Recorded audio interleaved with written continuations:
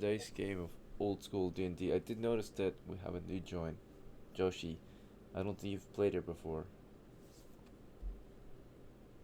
Yeah, I haven't played there before. That's fine. So, in that case, we'll teach you how we do things here, and then if you have any questions or concerns, we'll go over that. And if not, then of course we'll move on to preparing everyone for today's game. But yeah, thank you everyone for joining in. And yes, Ethan, I heard you. If you need to go to breakfast momentarily, it's fine. Um, Hopefully, at that point, your crew won't be in any real action or will be in a break period. But it's expected that if you're here to play today, you should have at least up to 3 hours, right? And there are consequences if you do leave early. You are welcome to leave at any point, though, if you need to. And the game can end at any point your crew chooses it to end. But preferably, you will end it after you have won. And to win, it is quite simple. You survive the day and get profit. Preferably, you get a lot more than what you need to get by. But the bare minimum is you need at least 1 copper before you leave this game, right? Alright, so for those who are new, we play old school D&D. This is a tabletop role-playing game about telling stories of adventurers who go out to hunt monsters and treasures for gold and glory in the medieval world of Dungeons and Dragons. In this game, you can try anything you want, but only as long as your character survives, lives to tell the tale, and is able to get money or fame to continue with whatever they want to try, right? The more money and fame they have, the more freedom they have to do as they please. Alright, and typically, when you join these games, you'll join with multiple players, and the idea is that typically your characters will be teaming up as a party to go on adventures together. Naturally, you can still try whatever you like, but that's typically how it's done. And most of the time, that's what we do. If you want to do something else for whatever reason, you can, of course, as long as you follow the few rules we have, right? And there are only 3 rules listed. So if you do decide to be somewhat disruptive to the flow of the game, as long as you're not actually disrespectful, immature about it, or discourteous to the others, it's completely fine. Alright, other than that said, playing it is very simple. The game begins when the Dungeon Master describes to you your situation. From there, every player will have a chance to describe what they want to do, and then we'll roll the dice and determine the results. Sometimes things will just automatically fail, and sometimes automatically succeed. Alright, any questions or concerns before we get into game preparation, which will consist of creating your character, the only requirement to play? Go on. Very well. This is more so for Joshi. Joshi, do you have questions or concerns before we start? Not really so far, yeah. Okay. So for character preparation, being that that's all you need to start playing, you all will need to roll some characters, and we're going to go down the list and make sure everyone has a chance to roll their characters, or at least get their old characters ready to play. We'll start with Ethan, of course, since he's at the top of the list. Ethan, I suppose you want to continue as EKLEM, or do you want to play a different character today? Yep. I will continue as alcohol.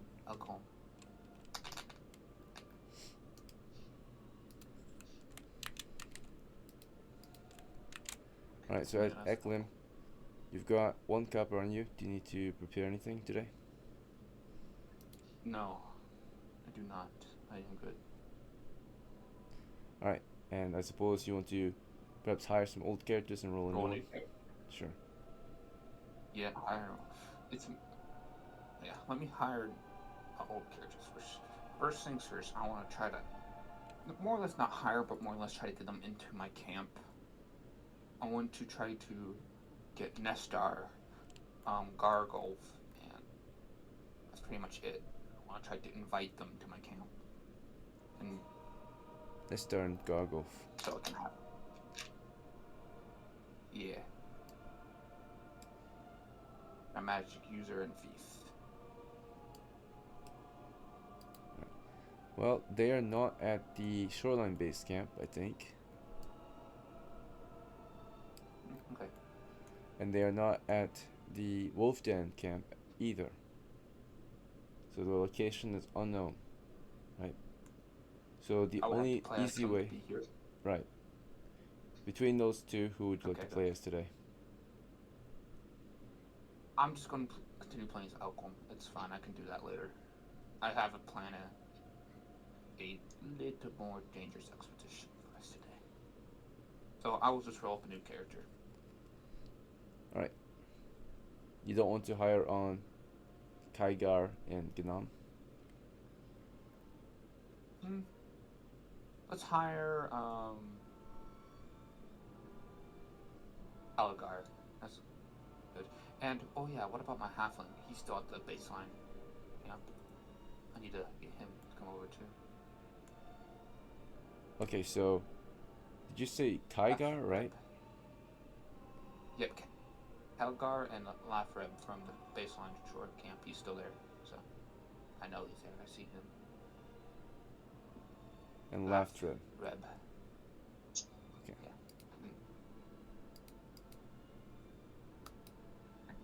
Yeah. KYGAR is going to accept. Laftreb declines again.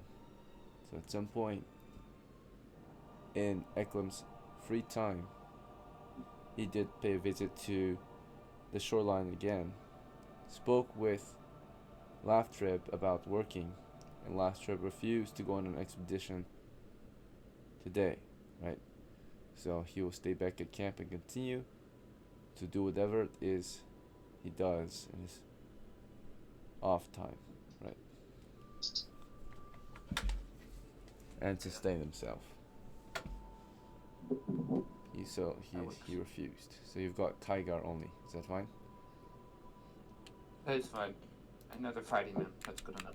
So I'm gonna roll character stats just to warn you. Are you ready? Alright, go ahead. First roll 7.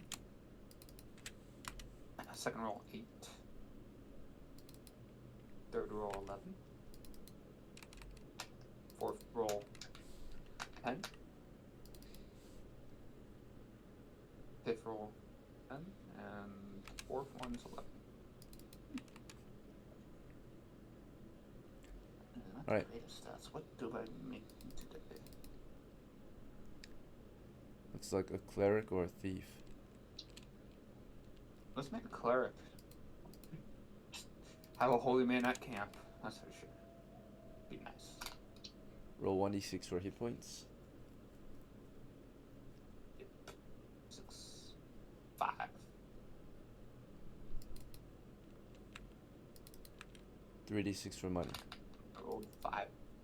Yep. Yeah. 10 copper pieces. Besides a holy symbol, what other gear would you like to start with? Whole symbol costs 3, right? Yes. So that leaves me with 7. That would be best to get him range. Buy him a short bow. Alright.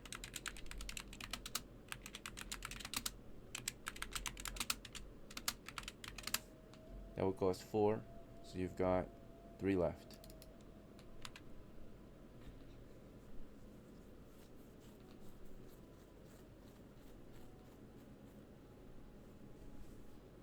Is there anything else you want him to start with?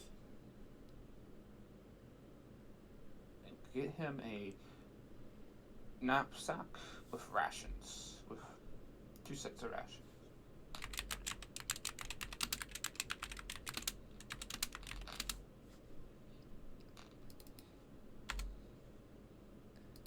As for his name, would you like to have a random name for him?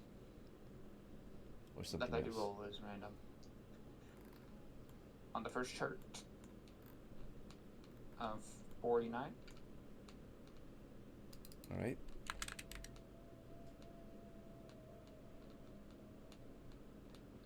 On the first chart, 19. Ethbor. Oh, it was almost my own name. If it was, That it would've could have been. funny. Yeah, it could have been interesting, I suppose, but. F4. Yeah, Ethbor of House Ethan has arrived. And I suppose that you want EKLEM to hire him?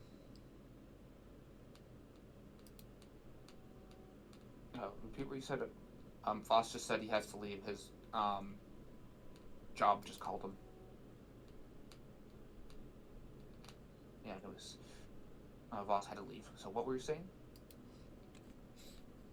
Does anyone else have to leave I didn't. before we continue?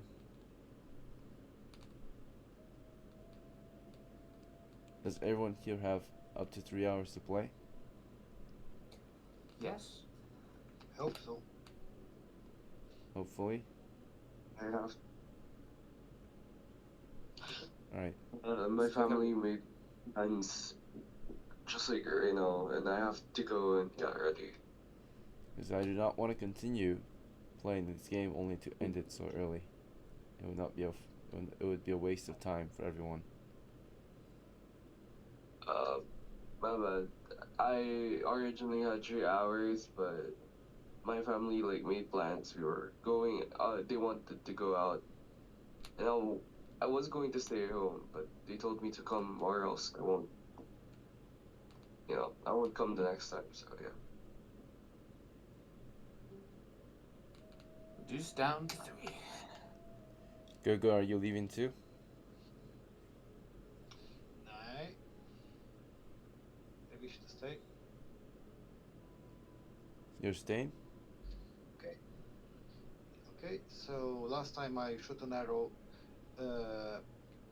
technically after the combat ceased, when you were discussing how the finishing of the turkeys went. Now I have 4 and I need to restock. And I have 1 copper. Alright. Well, we still have to get Ethan ready, but I was just asking if you're still good to play. Because you said you were not sure earlier. I think I'm fine. You're fine? Fine. Okay.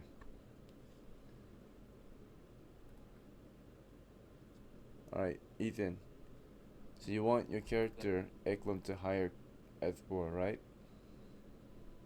Yes, I want EKLEM to hire F4. In that case, we have to make a reaction check. Supposing that you made the standard offer of a copper piece a day and half a share.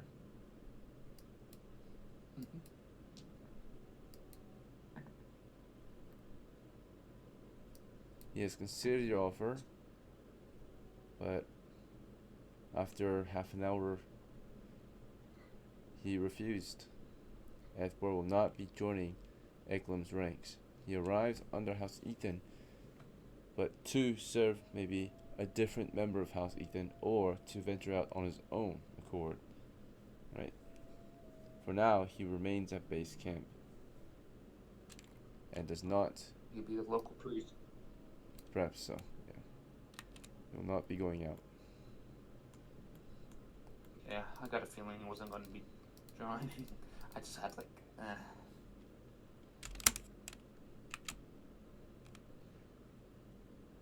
But he will be added to the camp roster. Yep. Gotta build that one. That should be everything for Ethan then. I'm good. Alright, go. It's your turn. So, would you like to continue as Shrubbery? Yes, I'm Shrubbery. The question is, if I had to pay my bills and lose my 1 copper, or do I have the time to, or do I have that to buy some more arrows to my quiver?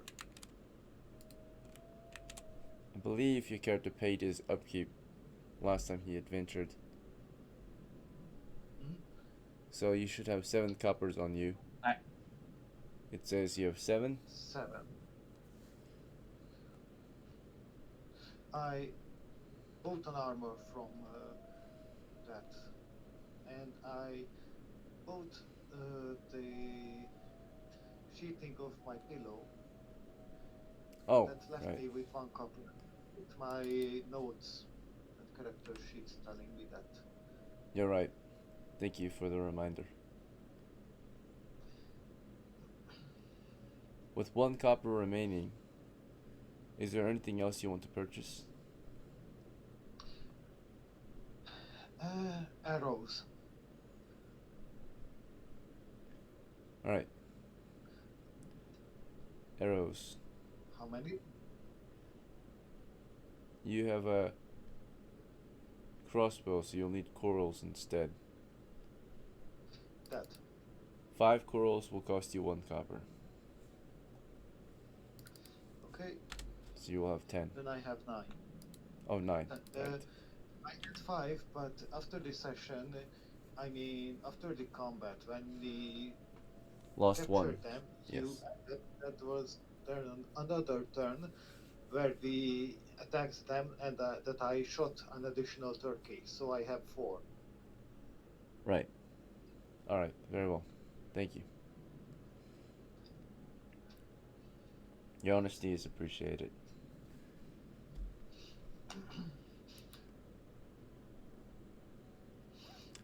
Alright, so onwards, Shrubbery. You're going to now, optionally, not required, but I highly encourage you to roll another character. This character is something you get from joining every game. It is a small reward, I suppose, in your case, since you did not die. And you can hire this character on as a retainer. Would you be interested in creating a new character? Well, I'm rolling the new character, and but I would like to play as this Shrubbery because he's stupid, and that's an interesting character trait. Sure. Okay. So You got 10. 10. Alright. I would suggest you roll them in sets. So you would do /roll space 5 space 3d6 to roll the remaining 5. Oh, how? Please tell me again. So Do /roll space slash 5 space 3d6. 3, 5, 3. This is just to save some time. Okay. There you go. So those are the remaining scores.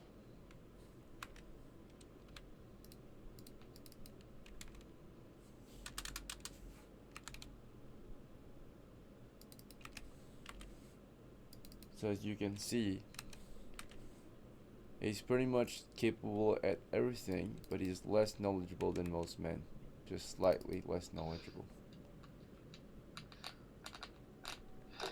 My plan started to roll a wizard again. Alright, well this one is below average in intelligence, so it's not recommended.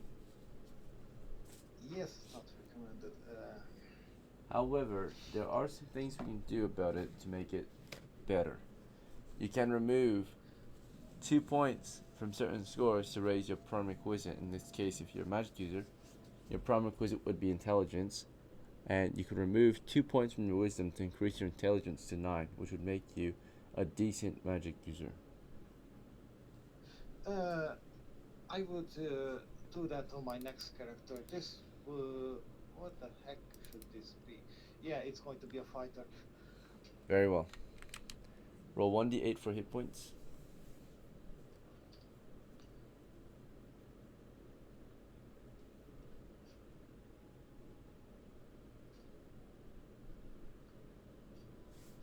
Oh, Nice. And roll 3d6 for money.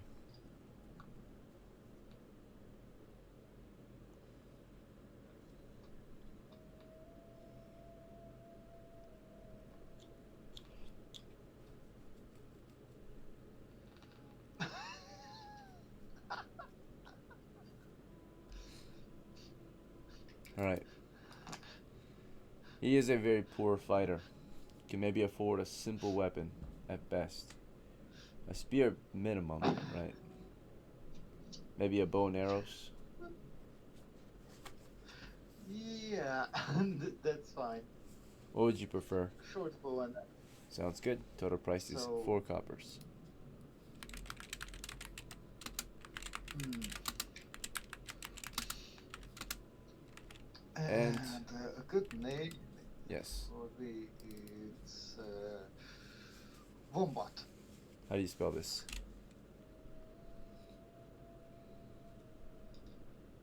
Okay. Wombat, as in the animal wombat? Yes, exactly. I suppose I'll let it slide. Preferably in the future. Any name you should pick should be medieval to some extent, or at least medieval-esque. I suppose Wombat will be fine. It is, I guess, Wow. Someone in the medieval world might name their child Wombat. that child will not Okay. survive long because status is important in medieval society. If you were to be named Okay. Wombat, you might not get along with other children. If it was done historically, there would be more figures named Wombat in history. It should be. It will be fine, but I suppose he will not get very far with a name like that.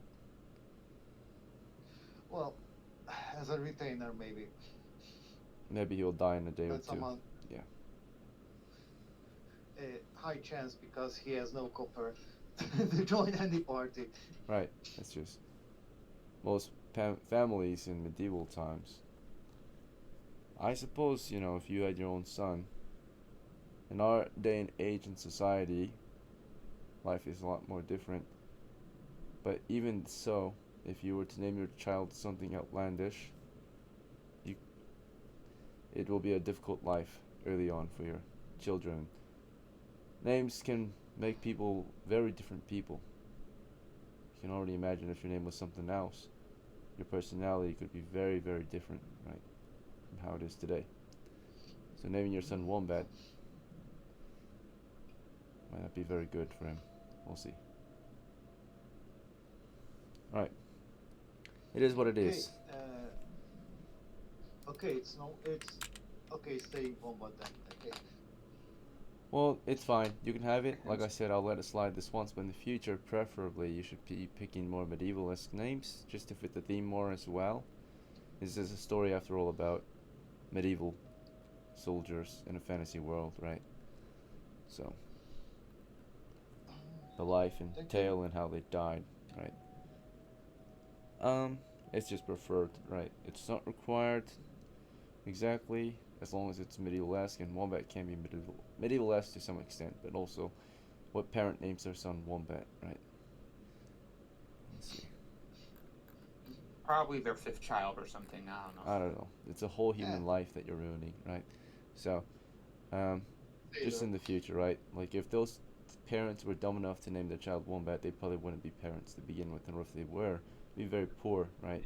Maybe, Or something, right? maybe didn't think he was going to survive or something. Maybe. It's all speculation, right? But in real life, we don't get to pick our children's name. It's completely random, right? And we probably wouldn't be born if our parents were, at least in medieval times, if they were not smart enough to survive, and then they wouldn't be able to name their children to begin with, right? So, Yeah. alright. In our society today, anyone can survive, right? Even idiots. Let's see.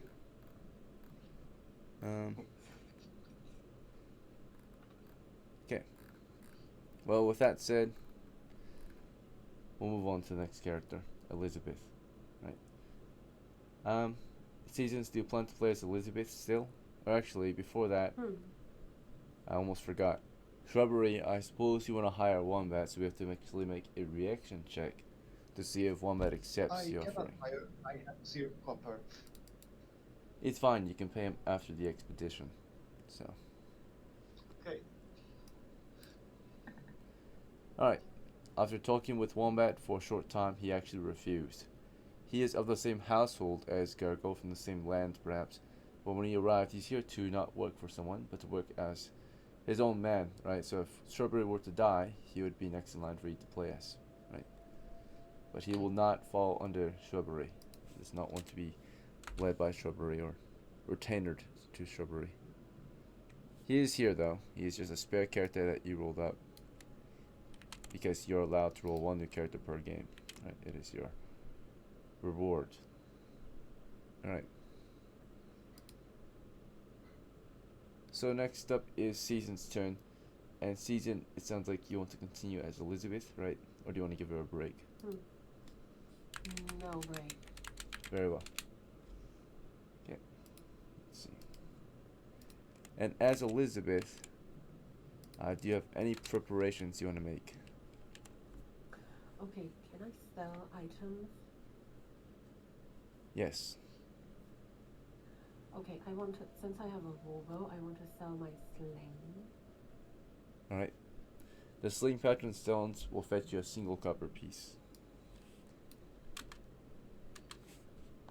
Anything else? Okay, also, Ethan said I can buy spell.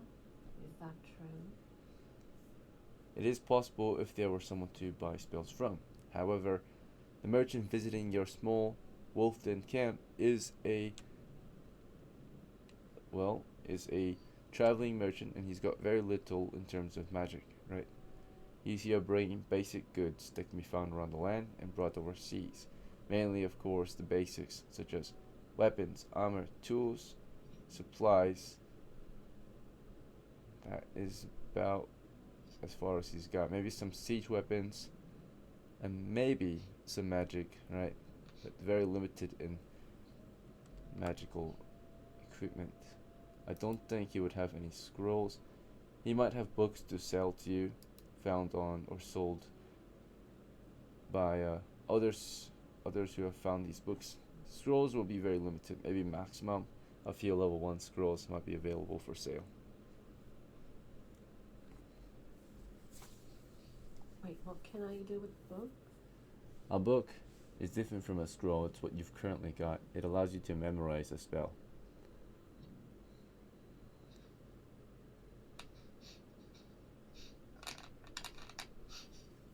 You've got 2 books already, but some of your books have duplicate spells that you already have.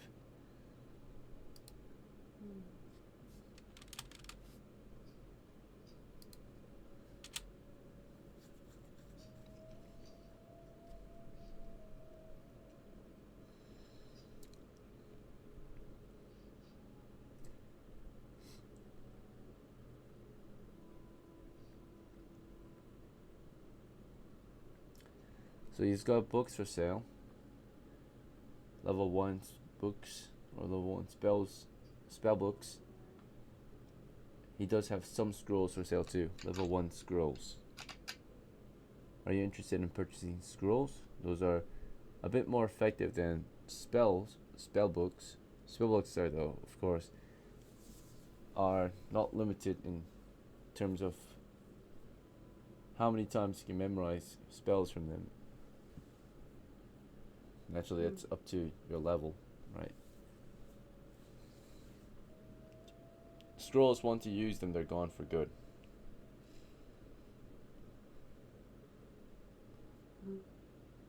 What scroll does he have? Scroll. He has a few level 1 scrolls available. I'll roll the dice to determine which ones he's got. I'll roll that he will have 3 level 1 scrolls for sale. He's brought overseas. 9, 8, and 11. Okay, so he's got read languages, and he's got read magic, and he's got a sleep scroll available.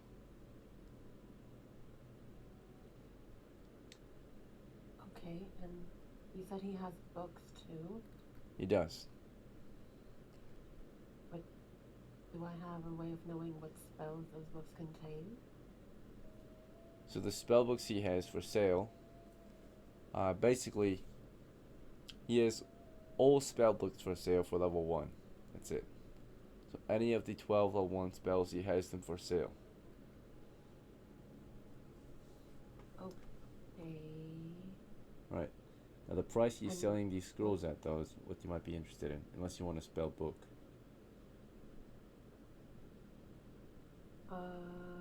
Yes, spell book. Alright, so for spell books,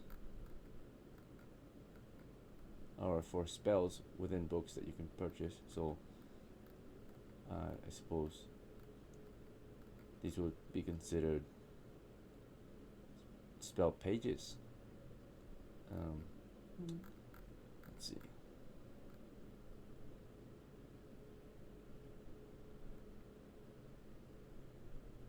Alright. It will cost you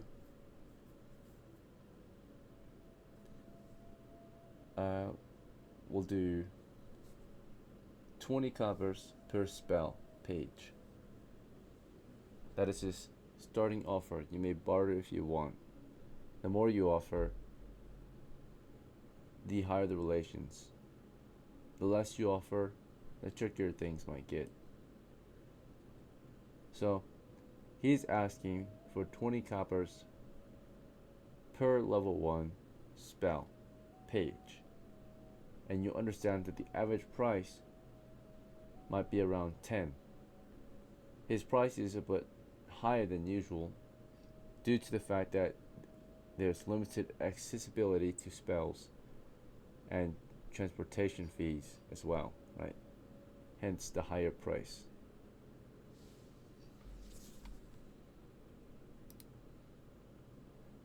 Are you willing to spend 20 so that you may choose one of his spell pages to purchase? Magic missile. He has one available. This spell page will cost you 20 coppers. Do you want to barter? And also, no, I don't want to barter. So magic missile and charm person. Very well. Then it will be 40 coppers. And if you don't barter, your relations will remain fair and even with him, right? Neutral. The merchant is glad to do business with you. You pay him what he has asked. You receive your spell pages, which you can insert into your book. You have 3 books.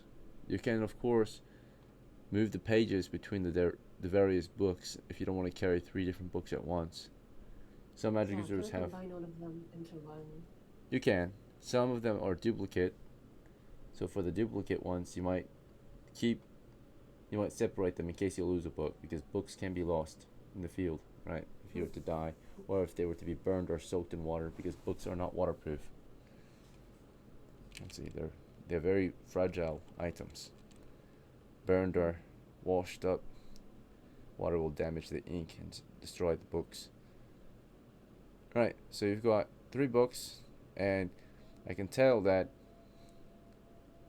one of these has, this one here has Sleep and Detect Magic.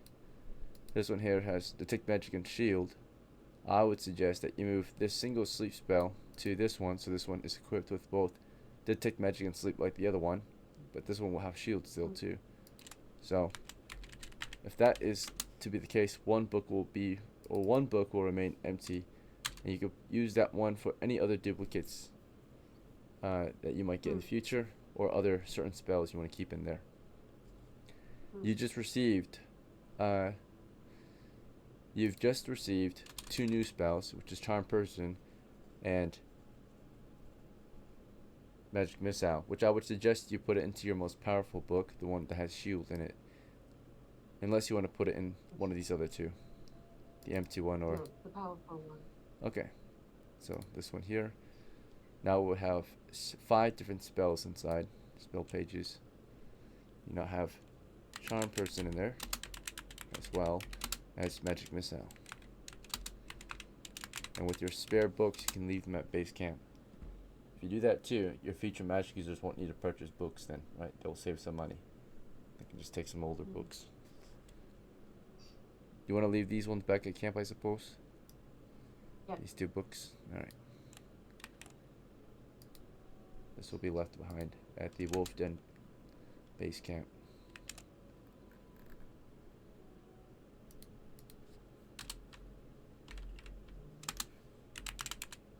Alright.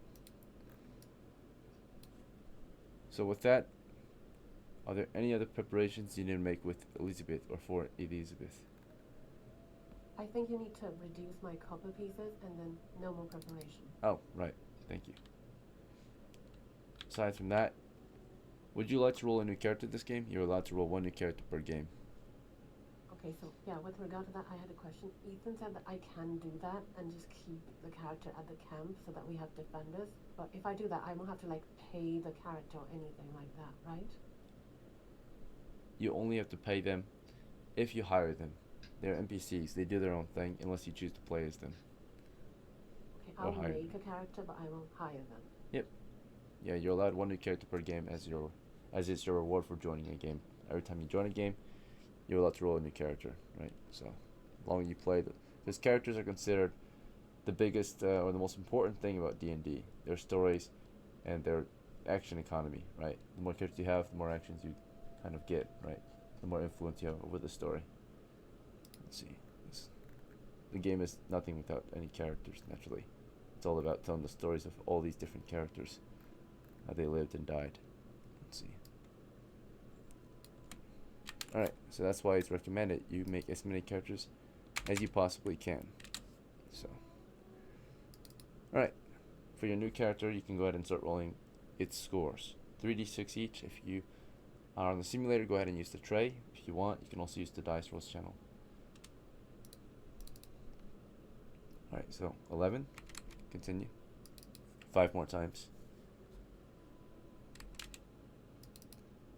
Good. Alright, 7. Okay. Alright, last one. Alright. Your scores are pretty good. I'm going to have to recommend Magic User for this one. But if you have a different idea for it, that's fine too. What do you think? Magic user. Sounds good. And next is a d4 for hit points.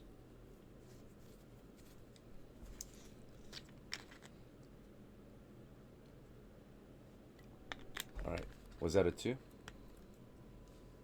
Yeah. Thank you. And then go ahead and roll 3d6 for money. Alright, good. Alright, so to save you some money, I would recommend you pass off one of those older spell books to your new magic user. Yeah, let's do that.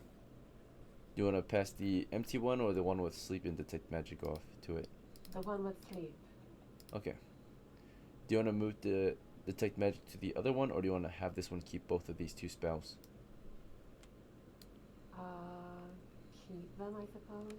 Alright, very well. So the empty book remains at camp. Let's see. Alright, so in that case, you won't have to spend money on spells, or if you do, you will just have more spells. Do you want more spells, or do you want to just focus on other gear, such as armor and weapons? Other gear. Very well. What gear would you like this magic user to have?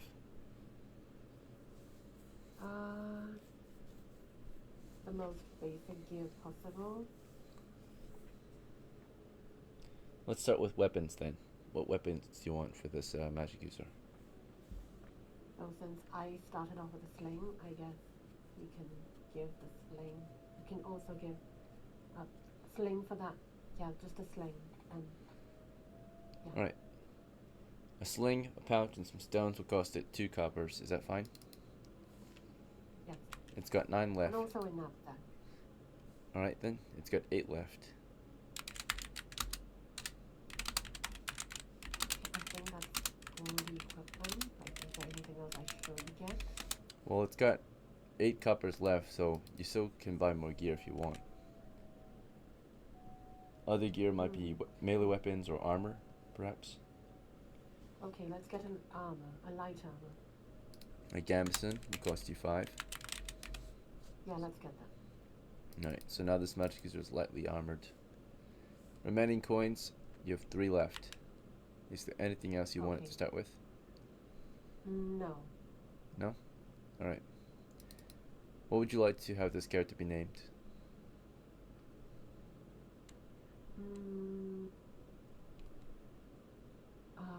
Okay. How about Catherine? Catherine. Okay.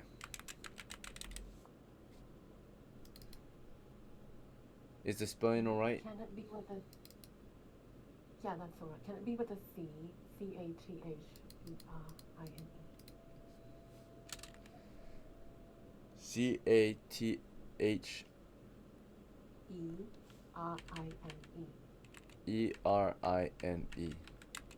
Okay, Yes, thank you very much. no problem. Alright. That should be everything, and one more thing. If you want to hire this character, the standard offer is half a share and a copper piece a day, which you can pay after the expedition. So, do you plan to hire this character as Elizabeth? So Elizabeth hires Catherine, or do you want to leave her at base? Higher. Hire? Alright. Offer accepted. With a +1 morale, Catherine joins gladly. So, let's see. Status.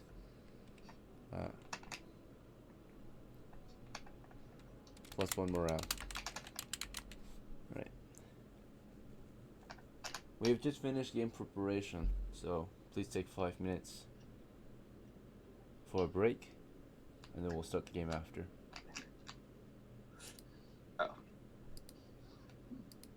We do have our group size had shrunk considerably a little bit. From 5 to, well, 5, I think.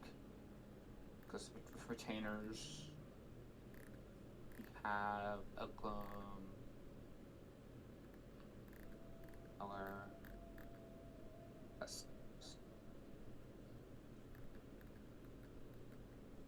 pretty sure there's 5 of us. Maybe 6. I was only able to hire 1 retainer. Strawberry, did you hire a retainer? Well, I didn't want to, but I tried to convince him and he didn't come. Elizabeth hired a retainer. Okay, so that means I have 2. Yeah, we have 5. Alright.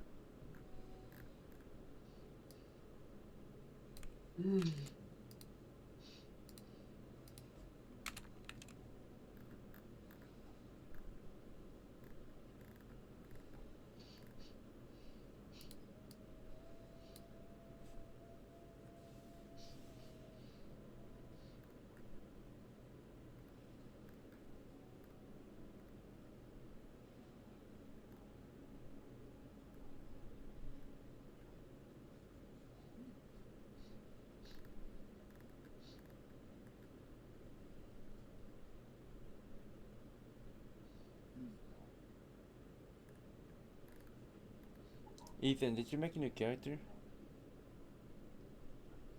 Yeah, but he refused my offer. What was his name? Was the clerk. His name was, I don't remember because I was randomly generated. It was almost my name, was Eth.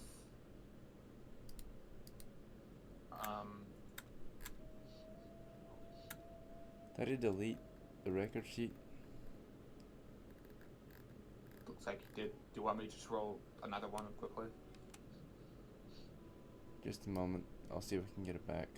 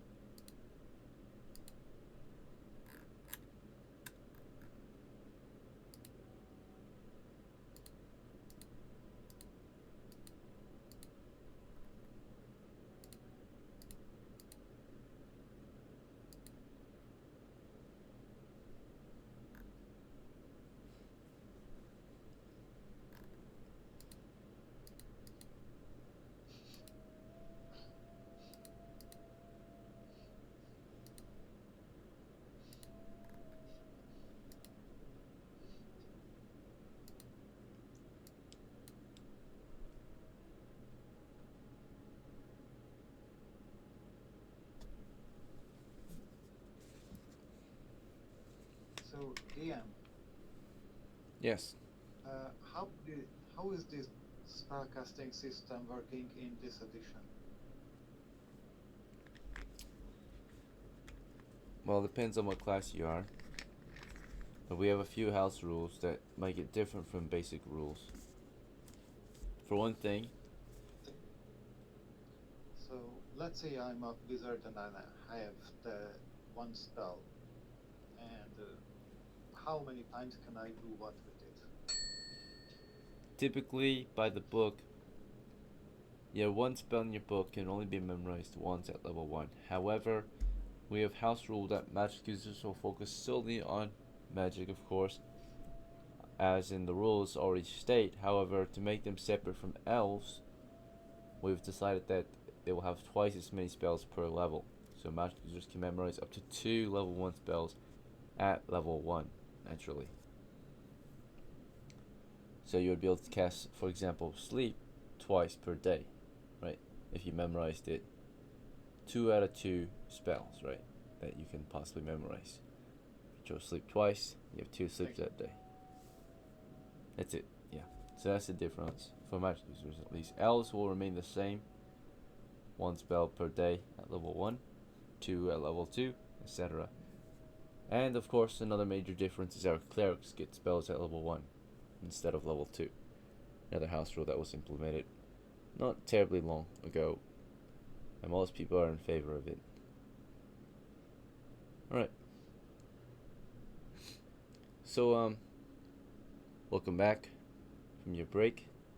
Hopefully it was long enough. We're gonna start this adventure. We left off at the WOLFDEN base camp, which was established just yesterday by House Ethan. EKLEM the Veteran is the founder and current ruler of the WOLFDEN base camp, which consists of a small wolf den that was turned into a base recently. It's not much so far. A fire was established, a stockpile for wood, and the bones within were also cleared out. In addition, the wolf pups that were left behind remain where they were found and are being fed their kin, right? Today, for your adventure, your team has formed. We've got a number of members with us. Some of the others are at base still and will continue doing their daily tasks to sustain themselves in the WOLFDEN region. But recent arrivals have arrived, NPC adventurers perhaps, merchants and other settlers in the surrounding lands of the WOLFDEN base camp, now that it's a secured grid. But today for your adventure, you might set out to continue hunting monsters and treasures, or if you have other plans, that's fine too. What do you guys think you want to do this cold winter day in December?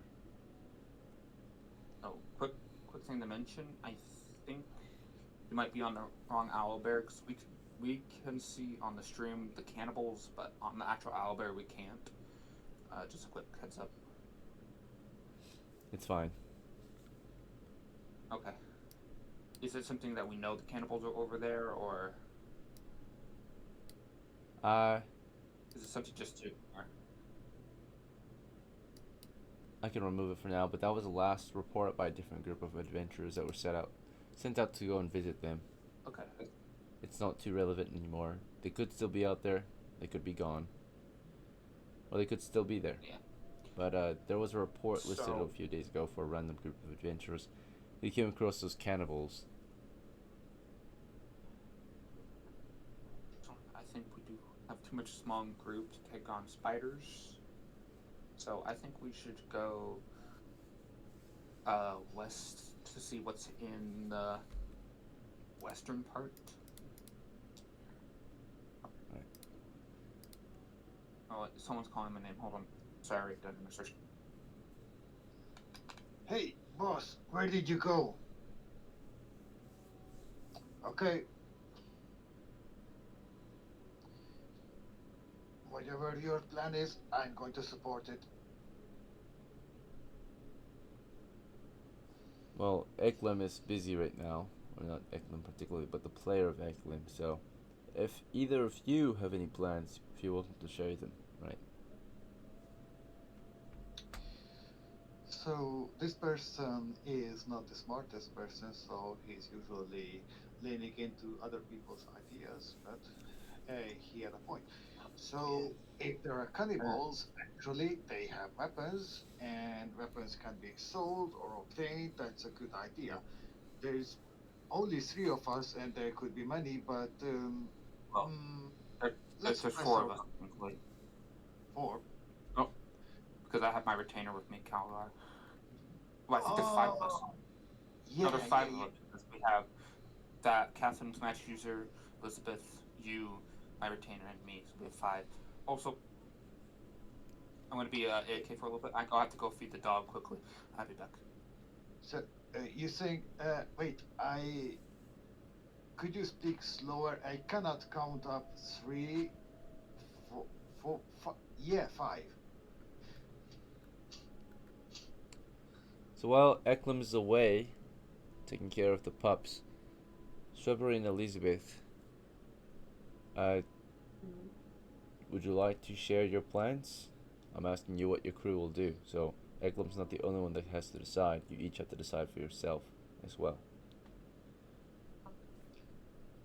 Well, if EKLEM is away, okay, I suppose like maybe me and Shrubbery could try to go to the spot. Oh, okay. I guess we might not survive if we go to the spiders on our own. Maybe we could like try going to the elves again and seeing if they have anything to say or if they need any help from us or anything like that. Alright, so that's one plan or a group of ideas that we can act upon. Shrubbery, do you have any other input other than thinking about following everyone else? The bad question if my character is thinking at all, which he doesn't. So, okay, fine with me. Alright, so she mentioned multiple plans.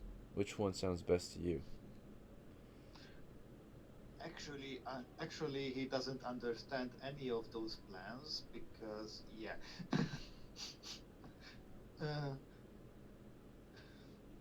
So last time he was trying to build a fence to keep in the baby turkeys and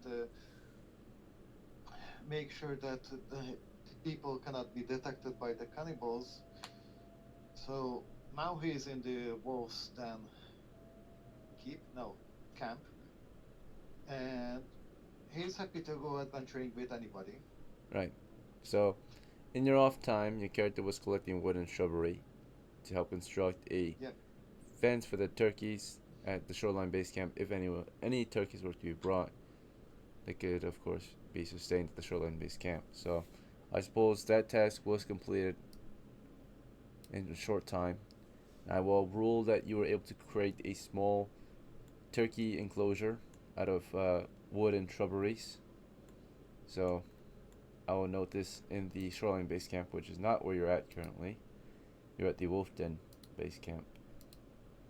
So, at the shoreline base camp, your old base, there is now a small, let's see, right here. There is also a small wooden / shrub turkey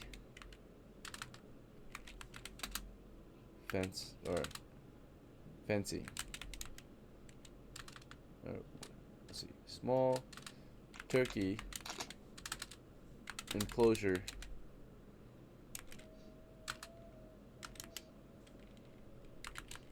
made with wood and shrubberies or shrubs. Alright, that is something that can be discovered or found at the shoreline base camp. Alright, I'm back. Alright. I'm back. Alright, so we were talking about cannibals the last time I heard. Okay, you were feeding the pups, and Elizabeth wondered if we could ask if the elves have something else to do.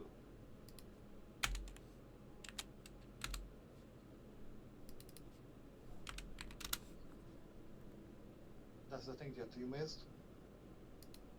How to go forward? Alright. So back to where we left off. The party was making plans. Shrubbery had mentioned that he is open to anything, basically, that Elizabeth has in mind. Elizabeth has mentioned her ideas that we might, of course, set out to discuss with the elves, or maybe even visit the spiders. And of course, EKLEM was busy with the pups. He's returned. So EKLEM, you hear these ideas being discussed and shared. Do you have any of your own that you want to share? No, I just gotta say first that is really funny. Went to go take care of my dog in real life. He just went to take care of the dogs. That's funny. Anyway, so personally, if we were going to deal with elves, I think we should get another elf with us. So it'd be a little bit more top to them. Oh, fellow elf. You can either do spiders or cannibals. Both are probably really dangerous. I know for sure spiders come in big groups.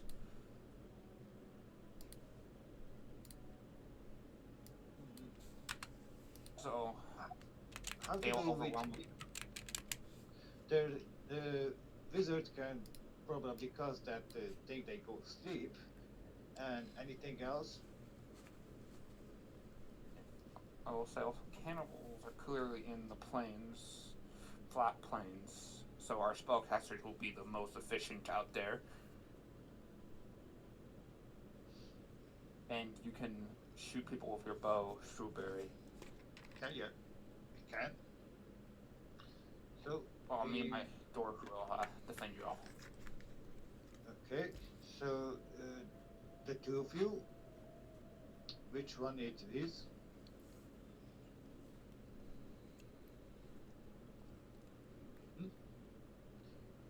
What could we Is check? that- Yeah, you guys fine with fighting cannibals? Yeah. Fine. Everyone in agreement? Mm.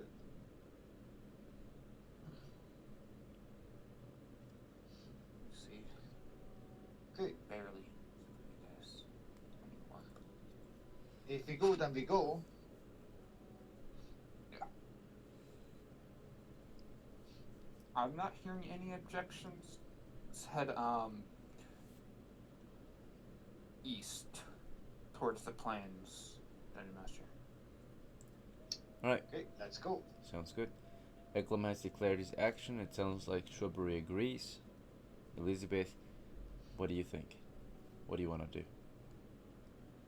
Yeah, I can go with Ethan to the cannibals. Very well. They're headed east. So, you've declared you'll go east too then, it sounds like.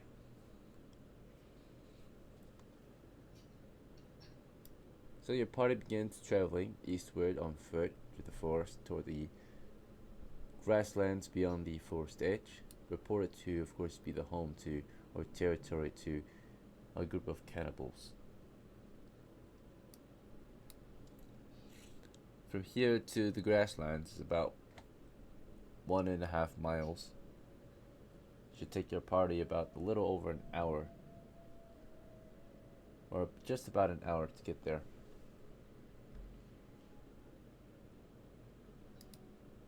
And we'll roll the dice for any chances of an encounter on the way.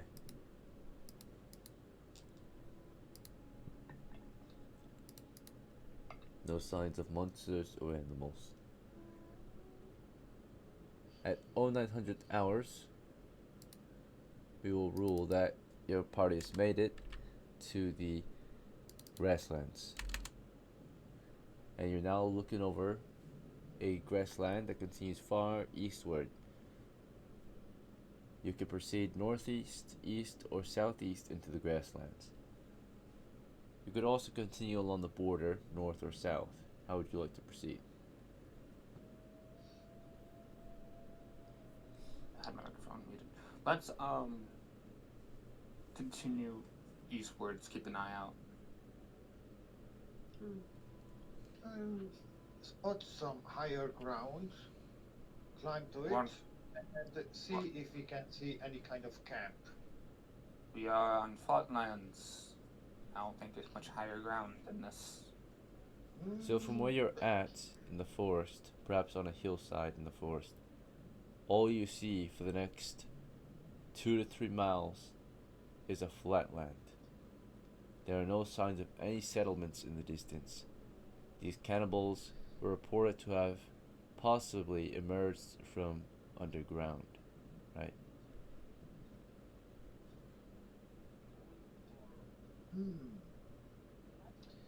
I'm not even here.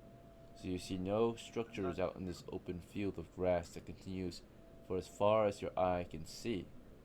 Your eye allows you to see up to maybe 2 to 3 miles in a land that is completely flat. This is a flat land, so it's mostly flat, but there might be a few hills or trees here and there where water flows. It is dry and flat grassy land. Let's just march eastward then. Carefully. Let's go. Not too comfortable with this. Even though I could see them said underground. Yeah. It's unnatural. Better than spiders jumping on top of us. Yeah, I don't know why I feel worse with this than spiders, but I said what I said.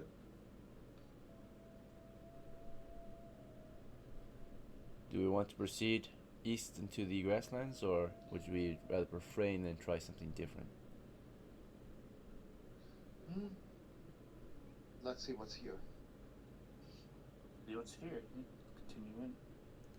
So Shrubbery and EKLEM have agreed to move forward after some concerns.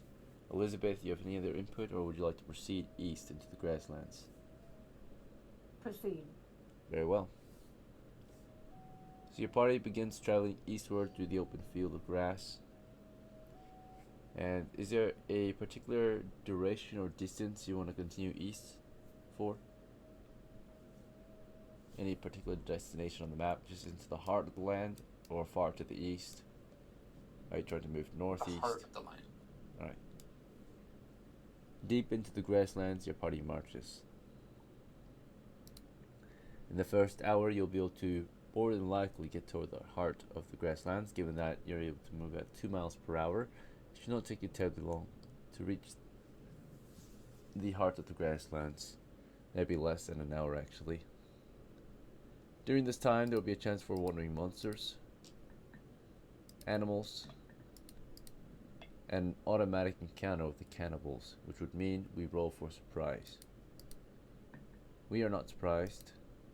They are not surprised. At a safe encounter distance of 140 yards. In other words, I believe that might be 3 times 14, so 3 times 140 yards. 140 yards times 3, 300. 420? Alright, oh, 450? Was it 450? It's 140 is 420 yards. Not yards, feet. 420 feet, yes. Alright, so It's 420 feet, roughly 420 feet, or 140 yards out. So maybe a football field and a half. You're able to spot signs of the cannibals now. What you see in the distance now, this is actually maybe halfway to your destination. You come across signs of their existence out here. You can see in the distance, almost barely visible, but staked on wooden sticks, tall wooden sticks, are the heads of possibly their enemies. You see old rotting heads, decapitated heads, on top of spiked sticks that have been staked in the dirt at a safe distance of 140 yards, perhaps a warning to any who might trespass into their territory. Would you like to proceed east anyway, or would you like to try something else? You guys will be a danger to us. You can. They more likely will eventually attack our position.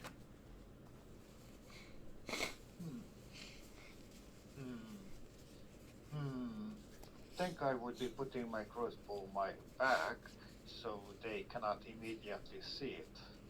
And we should look around carefully in all directions time on the while. They could be everywhere. But I thought they were like us. Some people exploring and camping. This looks a bit different, but go anyways.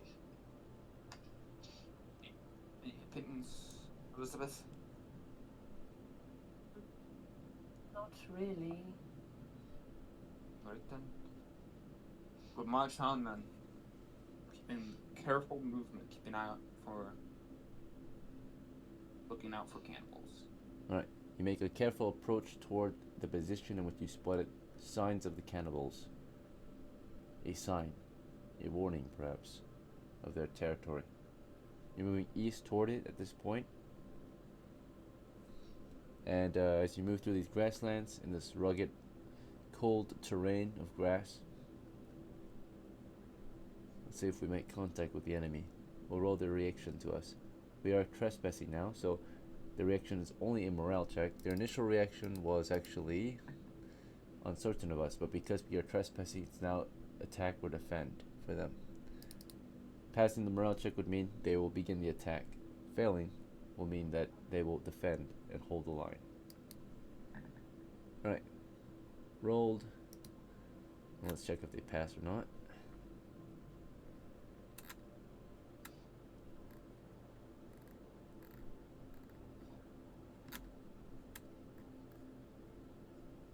Right. And that is a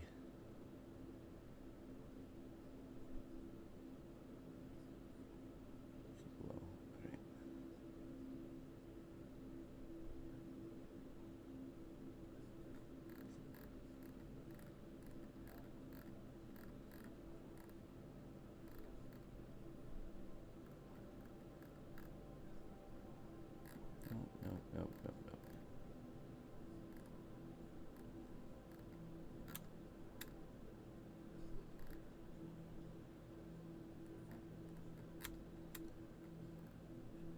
Oh, there it is. Okay.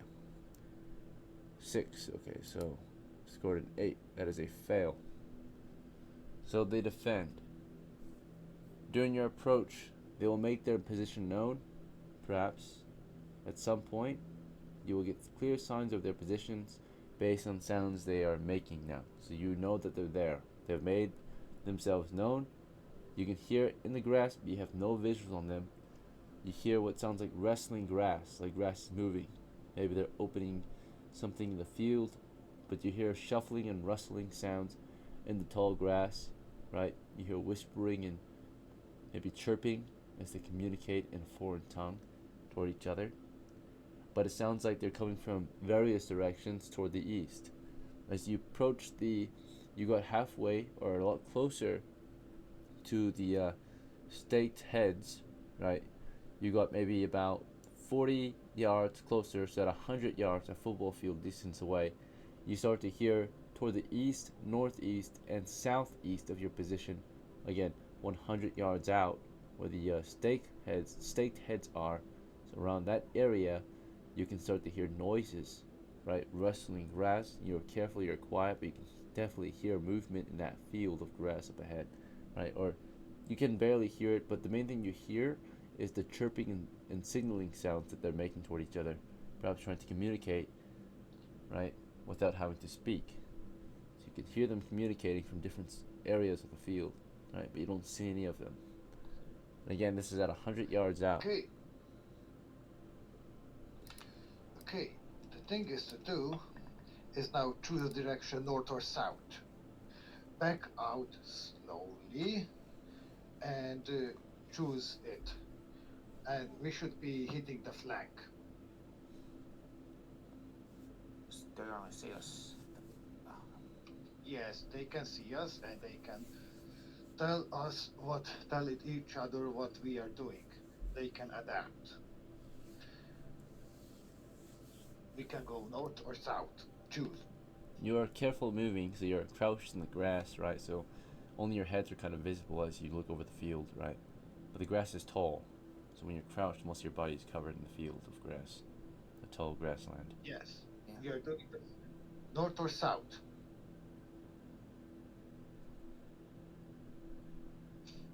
Okay, we are going.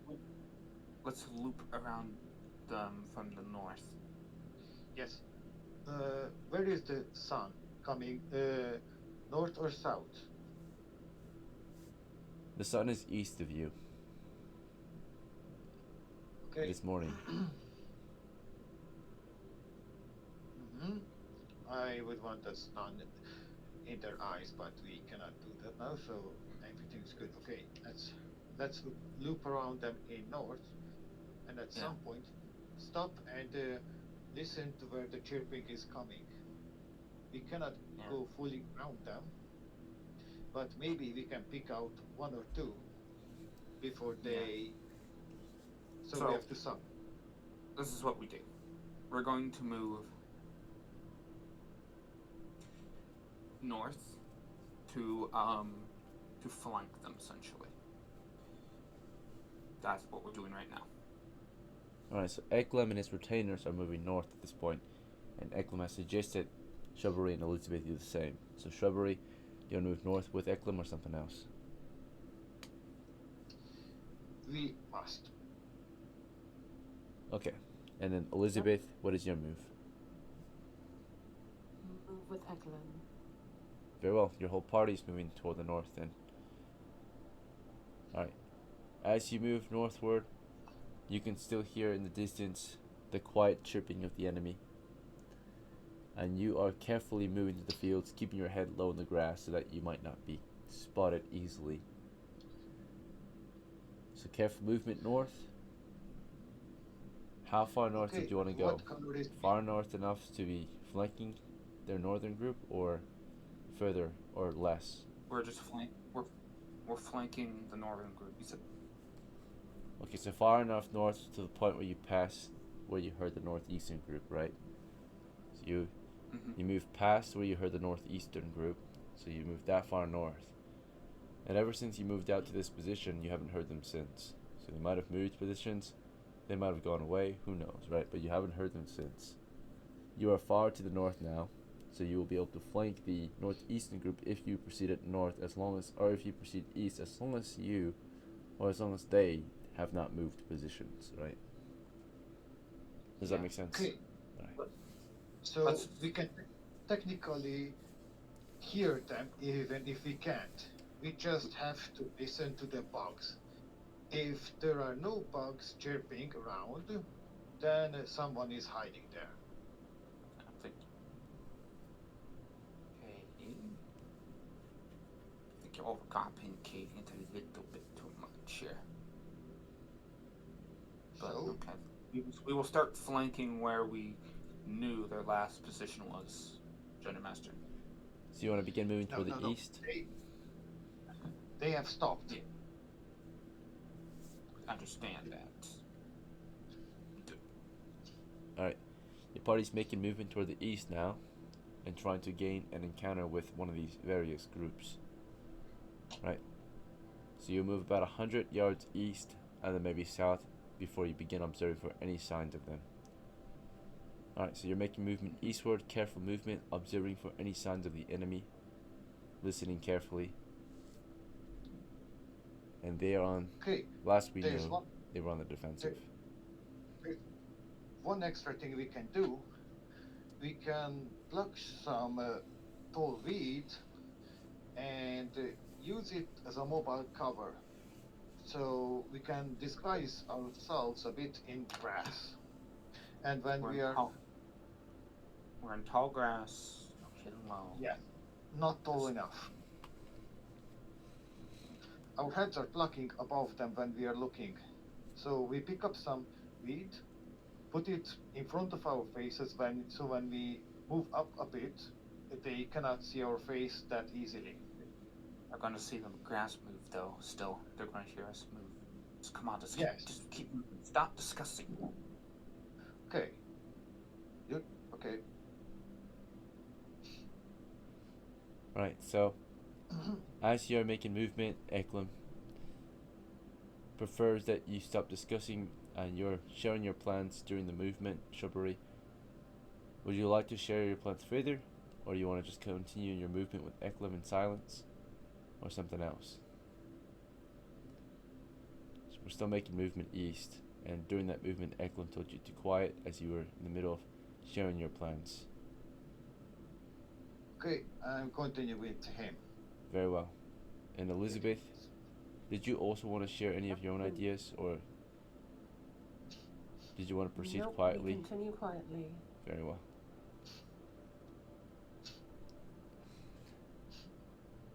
Alright, so we will be making a reaction check now. We'll see how the enemy might react to perhaps the silence or the whispering or the movement you might be making toward their position.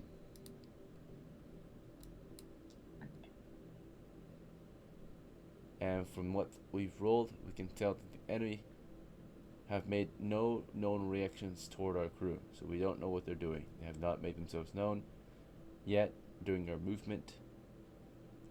We proceeded east for about 100 yards, about 100 yards out, so we're directly north of their last known northeastern position, right?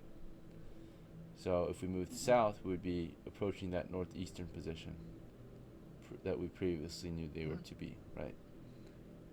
And we have had nothing encountered yet, and little to no signs of the enemy out here. Okay, we can see signs by the tracks they made in the grass. You want to observe If we our go tracks? just a little bit now. Sure, there might be some tracks. The most recent tracks you find move or lead southward.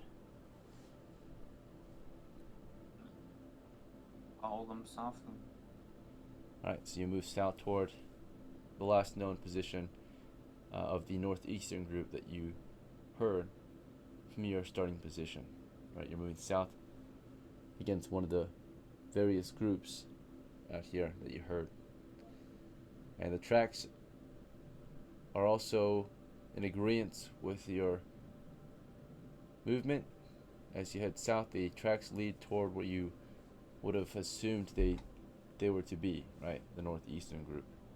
Now they are south of you. You're approaching the position, and we are going to have an encounter. And now we're going to roll for surprise. We are surprised.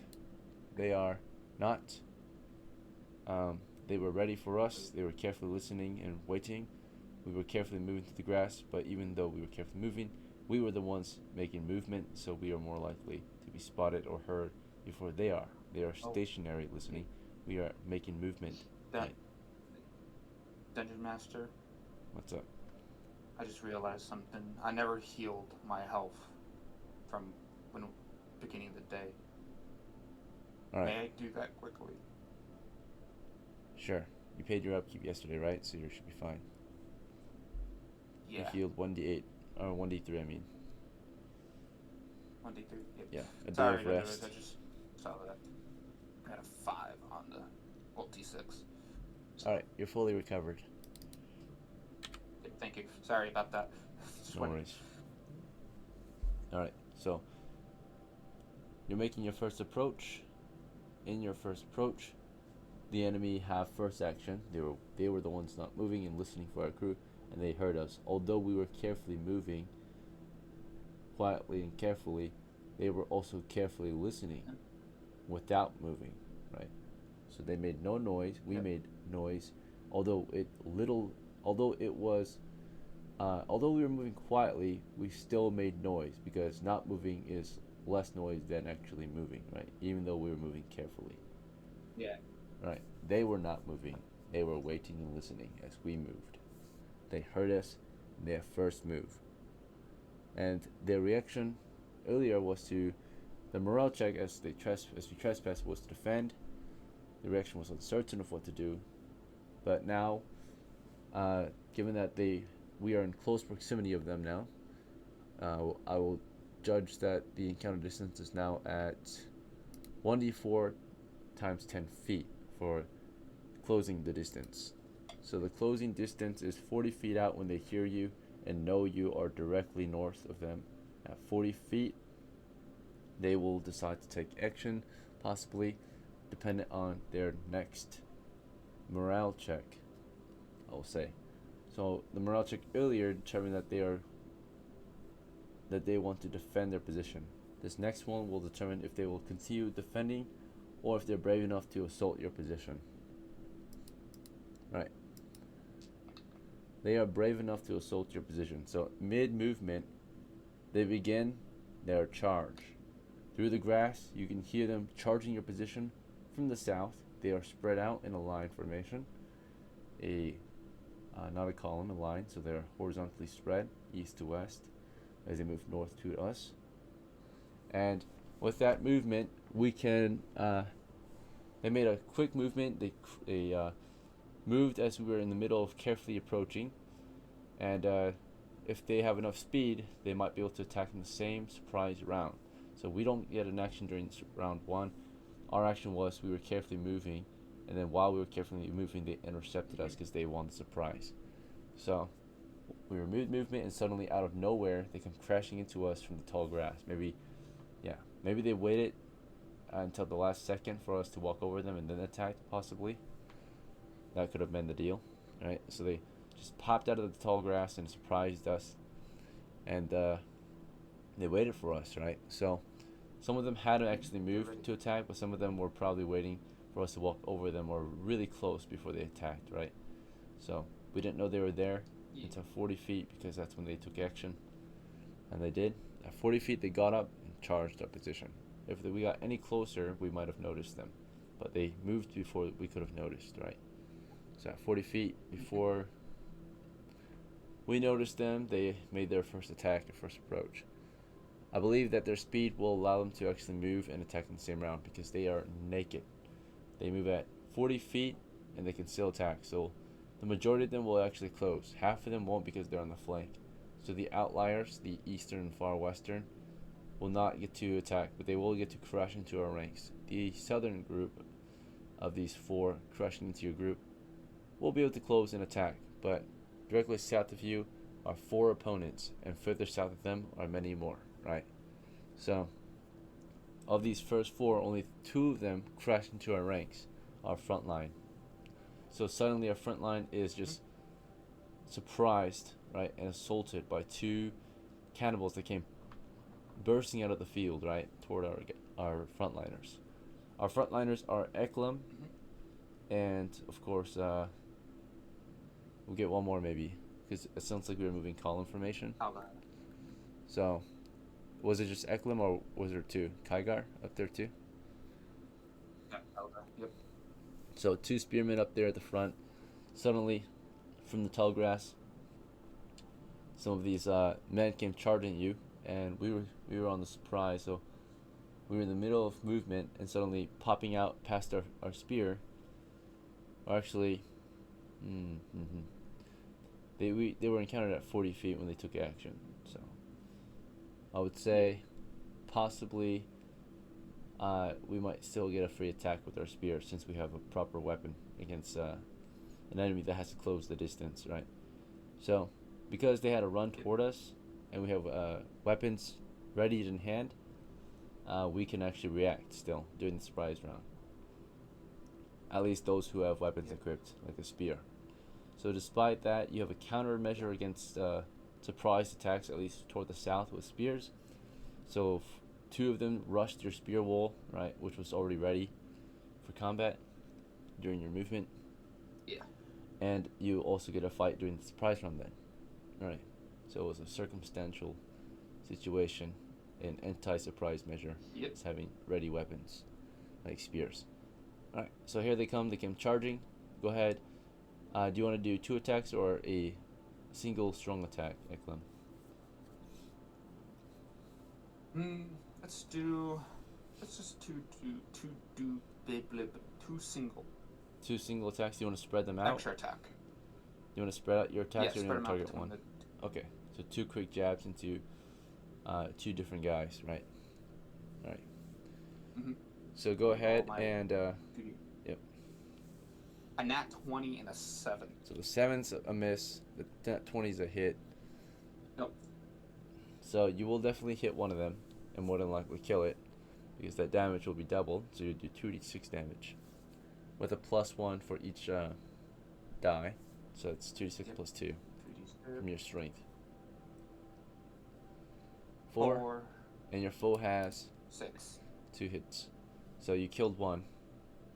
So your spear went toward them, and in the first 10 seconds of combat here, round 1, you stab through one, you pull out, you go for the other, but that one already went past your spear, crashed into you with Yeah. a weapon, and it had a stone What club. about KYGAR? Oh yeah, KYGAR was there too. He helped defend you. Let's see if he gets a hit. Maybe he can finish this other one with his spear. Alright, KYGAR missed. No. So KYGAR thrusted at him. It went past both you and KYGAR. And between the two of you, it will go for, I'll roll randomly. Or odds will be KYGAR, evens will be EKLEM. Alright, went for KYGAR. So after KYGAR missed, this tribesman, this naked man with a stone club, or this one has a stone axe, comes slashing his axe into KYGAR. Alright, so let's see if he hits. Hits KYGAR with his stone axe and deals 1 damage to him. He lightly wounded KYGAR, hit him in the shoulder. Alright. And this cannibal, his class is a humanoid that he is, will be considered fighter. So he did 2 attacks against them as well. Here's his second attack. Yeah, it's gonna say, okay. Aren't you just normal men, technically? Normal men. Yes, you're right. Maybe I won't give them fighting skill yet until they're level 1. So. Alright. Yeah. But they might have been getting kills for a while. Who knows, right? Alright. So yeah, they are considered normal men, I would say. These cannibals. They are a variation of the normal men. And yes, no.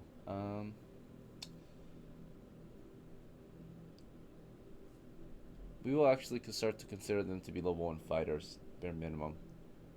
So, the one that you killed earlier would technically have 5 hits, which you still killed them. Yeah, they'll be level 1 fighters, because cannibals definitely have fighting experience.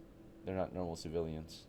They're cannibals. They've killed before other people to survive. So they're definitely at least level 1 fighters. So this guy here will get to attack twice. Alright, he got nat 1. Right.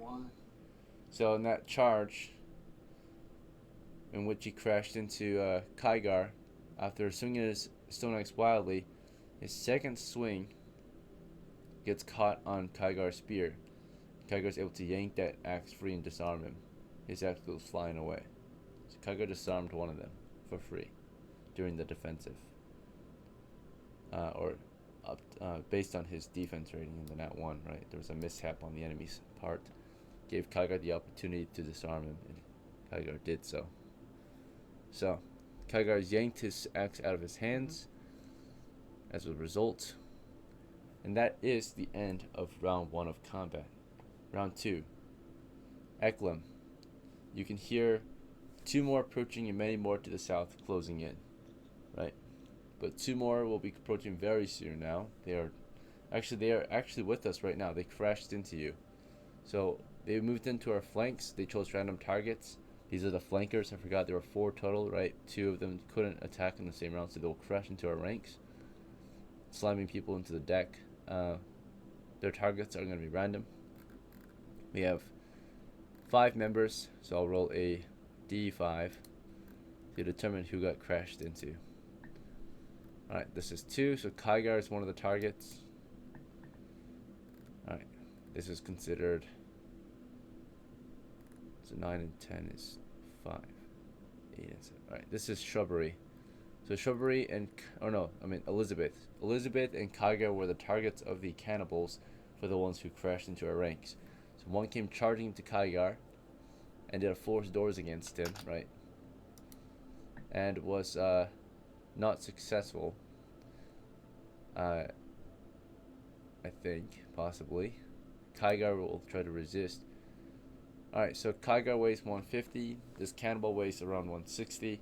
So technically he is successful. He has overpowered KYGAR's ability to stand his ground, and has taken KYGAR to the deck. So he's at least been able to slam KYGAR down to the floor and is on top of KYGAR, who technically was in the middle of a fight already. So the enemy's contact, he just slammed into him. He didn't get hands on.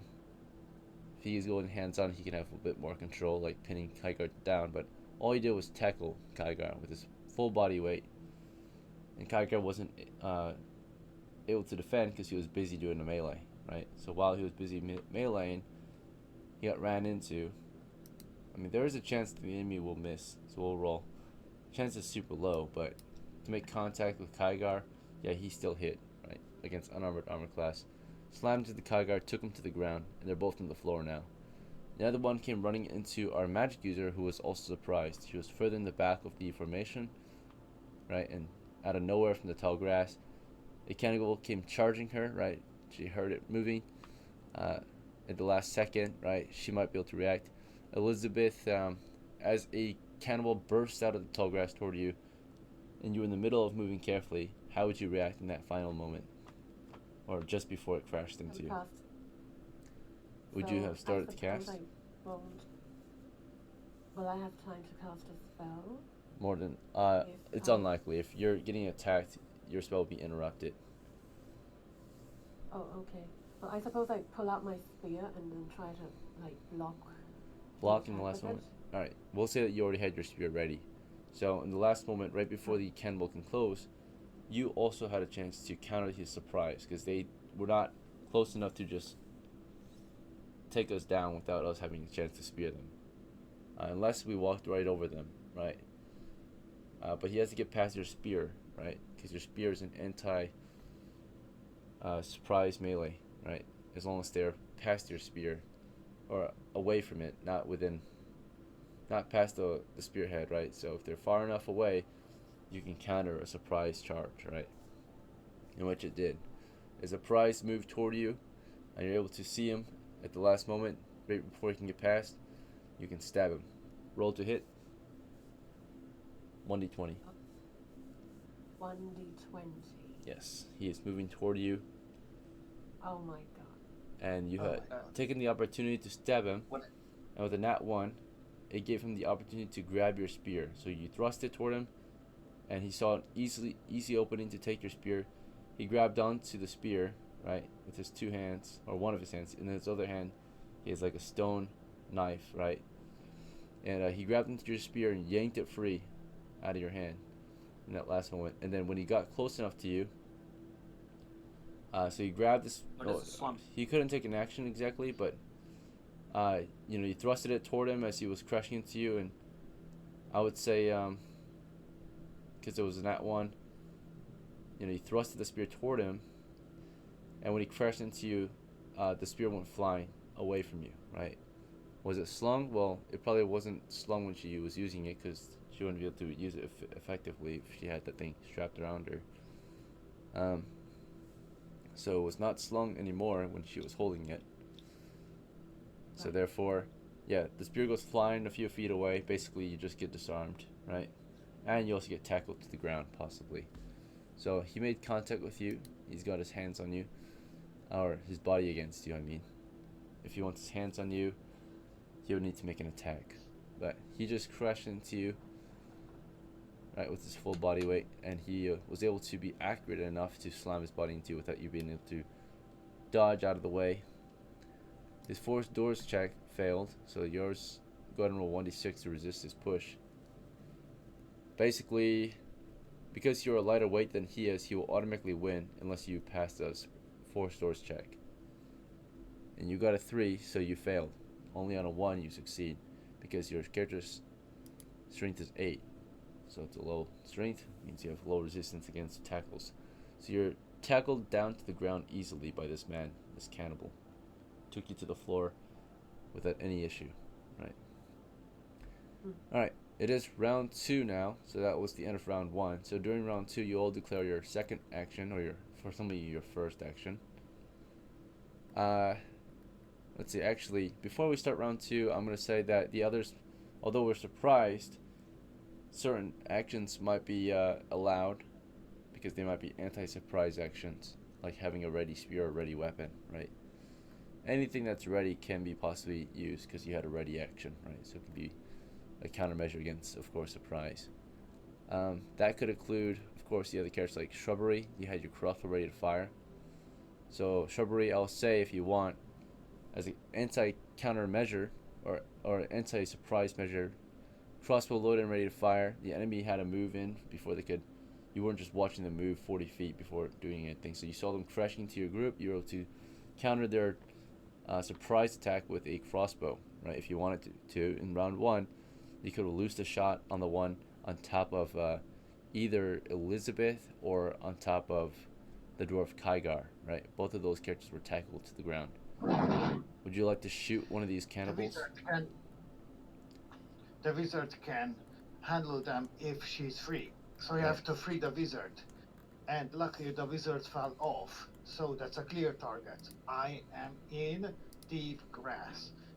So I might even be hidden from this guy. And I'm a thief. So let's roll it. Okay. Shoot him in the back. Let these tokens represent your not the team. wizard, but So we got 2 down, right? what the fuck? We are moving south. So this is just I representing your team. sneak to that, that's going to miss. Alright, what did you get? A 2. 2. Alright. So you missed the magic user, and you might hit anyone else that's in the line of fire, right? So. Dungeon Master. What? What's up? May I use one of my rerolls on that 2 for him? Because this is a player roll, and I remember seeing I'm able to at request. Right. Ask to use one of my reroll. That's fine. Your choice roll will be docked down to a reroll. So. Yep. All Well, I right. have 3 rerolls, so. You had a choice roll because your reroll turned into a choice roll. Okay. Okay. Right. So I have to type alt and do another one. A choice roll equals 2 rerolls, right? You only had a choice roll because you had a reroll before. You recruited 1 player the other day, so you got a choice Thank roll you. in exchange. Now you're back to a reroll, Okay. and he is rolling 11. There you go. 11. Okay. All right. So That's a hit. that might be a hit. Let me put down their positions. Let these axe tokens represent the positions of your cannibal enemies. So we have 1 on the magic user. We have 1 on the dwarf. We have a dead one that was killed by the spearman at the front. We also have 1 that made it past and moved up into our dwarf and nicked him earlier with his stone axe, right? So we have 2 on the dwarf right now. Disarm. We also have a few others approaching the position from the south. Unknown. Their exact numbers are unknown, but we can hear them and we can start to see them moving into our position. So, yeah, one of those guys are unarmed, right? Because he got a nat 1 or something like that. Let's get here. Got Right? that one. Get disarmed by power. All right. Along with magic user here as well.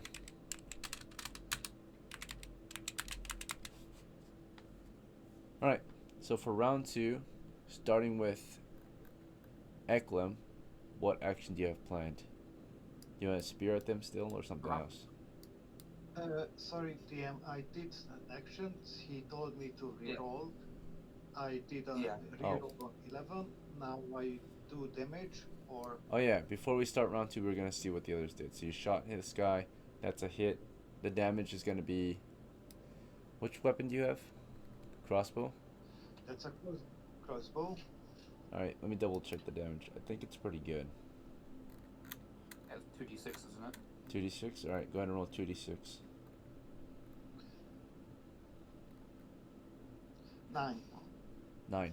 Alright, you loosed 9 damage into him. He had only 7 hit points, so he's dead. So you shot the one on top of Elizabeth dead, right? So you got on her, you shot him dead before anything else could happen.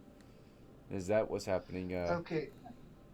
also Catherine might have a chance to take action. As all this was happening, and the enemies made a surprise movement toward us, right? They rushed our position in the first surprise round, and while that happened, Catherine took that moment to...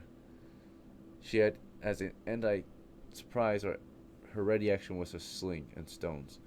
So as they all came charging, she sees one crashed into our dwarf here. She shoots a slung stone point blank into it. Let's see if she hits. She's an NPC, so I have to roll. 13 hits and deals 1 damage to it. So a stone nicks the guy. He had a total of 6, so it's 5 of 6 now. And he's susceptible because he's in the middle of grappling, so he's actually taking double damage. So although he took 1 damage so far, but he'll take 1 more d4 because he's susceptible, easy to kill in the middle of a grapple. Take an extra 1. So she shot in the back of the head, right? He's on the ground holding the dwarf down and gets shot, right? Intercepted. So he's staggered, shot mid grapple by the slinger. Alright, round 2. For round 2, EKLEM, I suppose you want to spirit the nearest ones or something else? Yep. I spirit the nearest one. Alright, so KYGAR is going to try to... He's on the ground. You know, it looks like, from what you can tell, after he got tackled, he's just trying to break free and get his spear in hand so he can start defending himself again. He's currently grappled. And then as that's happening, Shrubbery, you can reload your crossbow or you can try something else. What would you prefer to do? Okay, I need another opponent to hit, and 2 of them are coming. It takes a whole but round the for you to dwarf reload a needs crossbow. help. The dwarf needs a help, and I'm going to shoot his opponent next turn. So this turn you'll reload, right? Or is there something else you want to do? Reload. Okay, and me as a player is picking up the garbage and putting it out. Alright. That's fine. Elizabeth, for this next round, after that one on top you get shot, do you want to grab your spear, or do you want to start casting your spell, or something else? I will cast sleep. Okay. So, do you want to get up first to cast it, or do you want to stay in the grass and cast it? If you stay in the grass, your vision is limited, right? Oh, okay, wait. Do I have to spend an entire turn to get up? No, but it will slow your casting down, because it takes a total of 10 seconds to launch your spell. So if you have to get up, it might take a few seconds, right? And so... Okay, I'll get up and cast.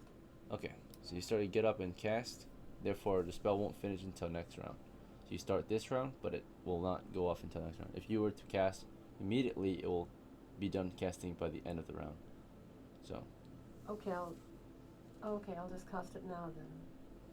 From the grass, where you can't see any enemies? Yes. Okay. Yes. So you're not gonna You get know up. you can't get up.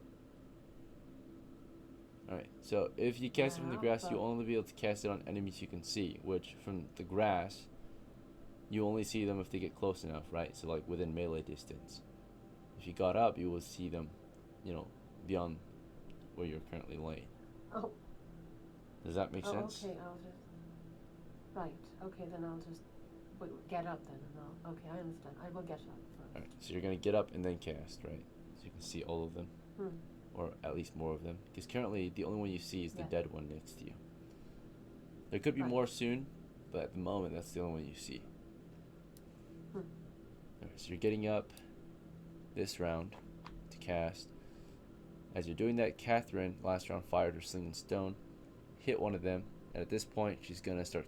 Well, she has no protection, so she's gonna continue, unless you have orders for her, other orders. She's gonna continue shooting sling and stones into them, because if she casts, you'll be very vulnerable naturally. All right. So what actually happens now that everyone has declared their action? We decide what actually happens. What actually happens, we'll start with any missile combat, which I don't think there is any on our side at least. This guy's reloading. This guy will be spearing. This guy's trying to get up. This guy is, or is on top of him. Alright. So no missiles from our side, no missiles from their side. And, No missiles from Catherine. huh? No missiles from the Catherine. Oh yeah. I thought she had I Yeah, thought she Catherine was shooting. firing, you're right. Okay, Catherine will fire at the same one she just shot last round, who is getting up toward, or who just got shot and will continue to try to crush the dwarf under his weight, or hold him down. So he holds the dwarf down still after getting shot, and Catherine will just get another easy shot on him.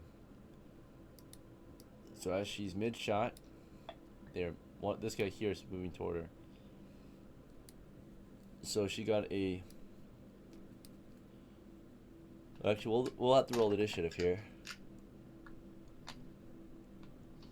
because this guy's trying to contest her action. She has to reload the sling and then sling stone at it. So while she's spinning her sling and stone, this guy tried to close in before that could happen. So his initiative is 6, her initiative is 4, and mid-fire, so she was about to fire, so she just finished reloading and began to spin her sling. This guy here stepped over these two. Or actually, that would be very difficult. Yeah. While he was in the middle of walking, or going around, or squeezing past these two, maybe stepping onto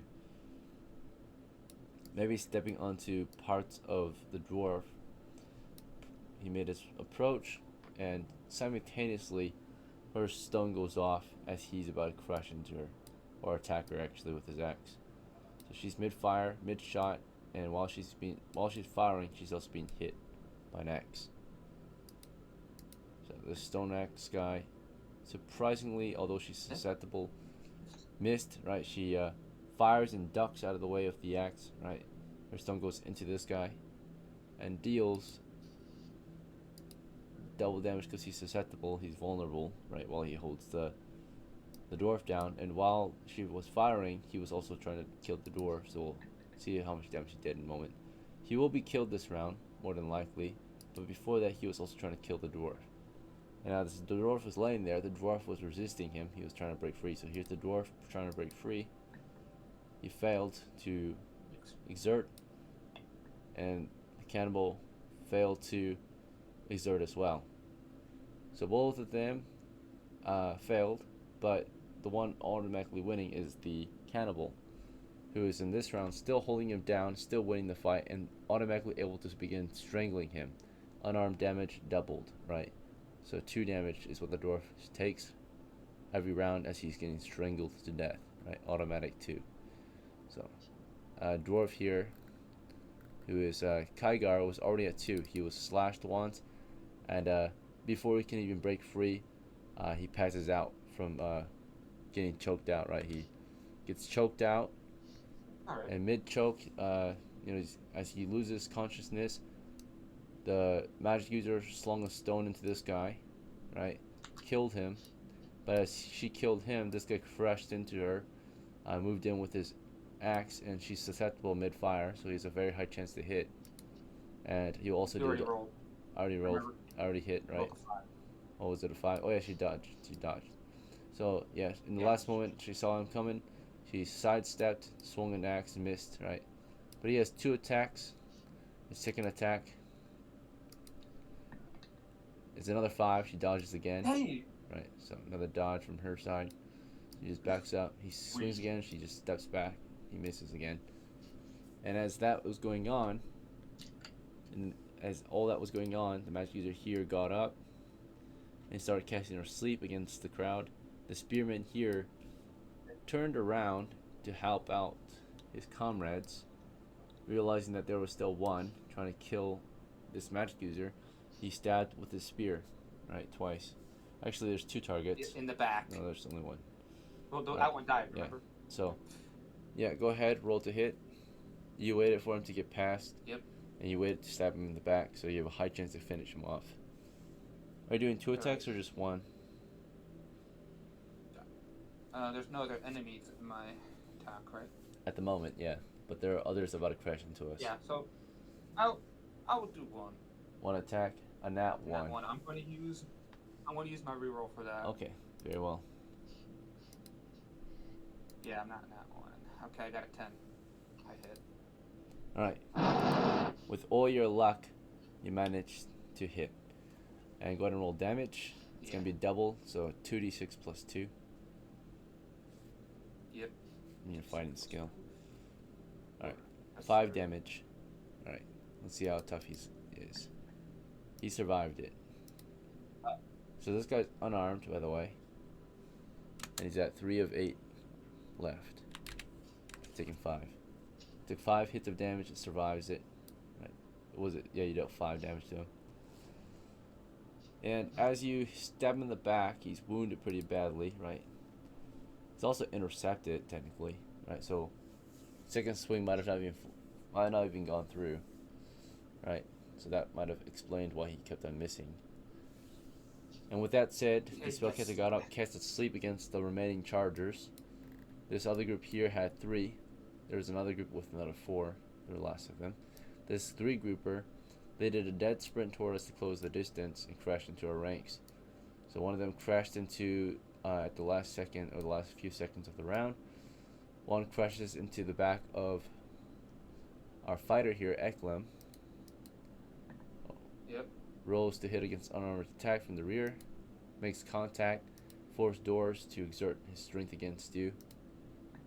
Fails. Applies 160 pounds. And then you are going to roll as well to resist or counter his push.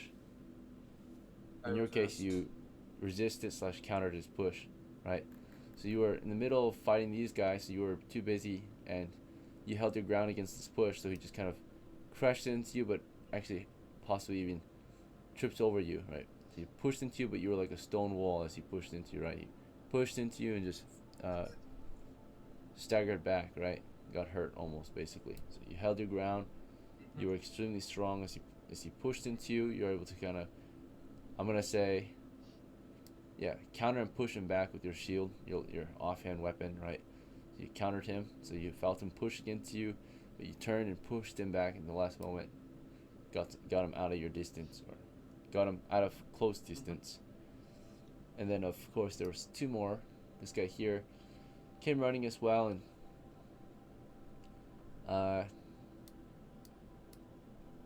given that we've got a guy on the ground who is free now, it's a dwarf. He got freed up.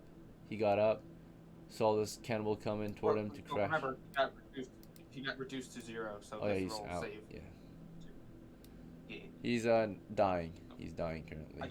I don't think he rolled. He was just choked out. Yeah, you're right. It's Abdul. So he just got choked out. He's just unconscious.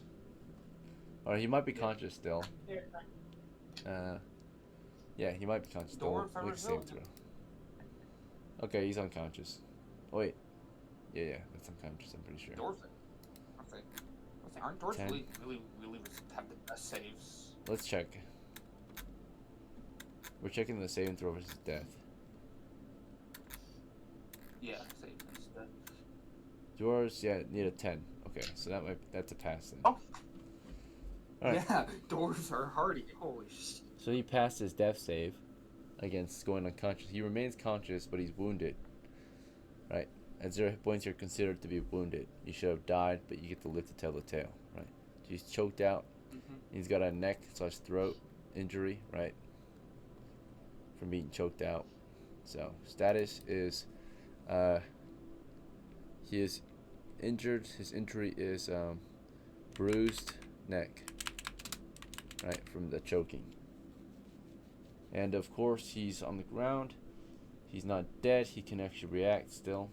He's still conscious. And he heard the cannibals charging and closing, and he was able to grab his spear and brace it against his charger as a countermeasure. Charger, with all bonuses and penalties applied against the charger. I'm sure the dwarf might hit. Let's see. Our dwarf here. Let's see, against charger. That might be a miss, actually. So he got up. I'll be back in a minute. This charging cannibal went past his spear and into him, and crashed and just threw his body weight over the dwarf. Right, the dwarf's already on the ground. Chances to miss are extremely low. Yeah, this one made contact with our dwarf. He kind of got up with the spear. It went right past his spear, and then just like collapsed over him. So it's on top of the dwarf again. So the dwarf has another cannibal holding him down. Yep, dwarf is on the ground. Cannibals holding him down, right?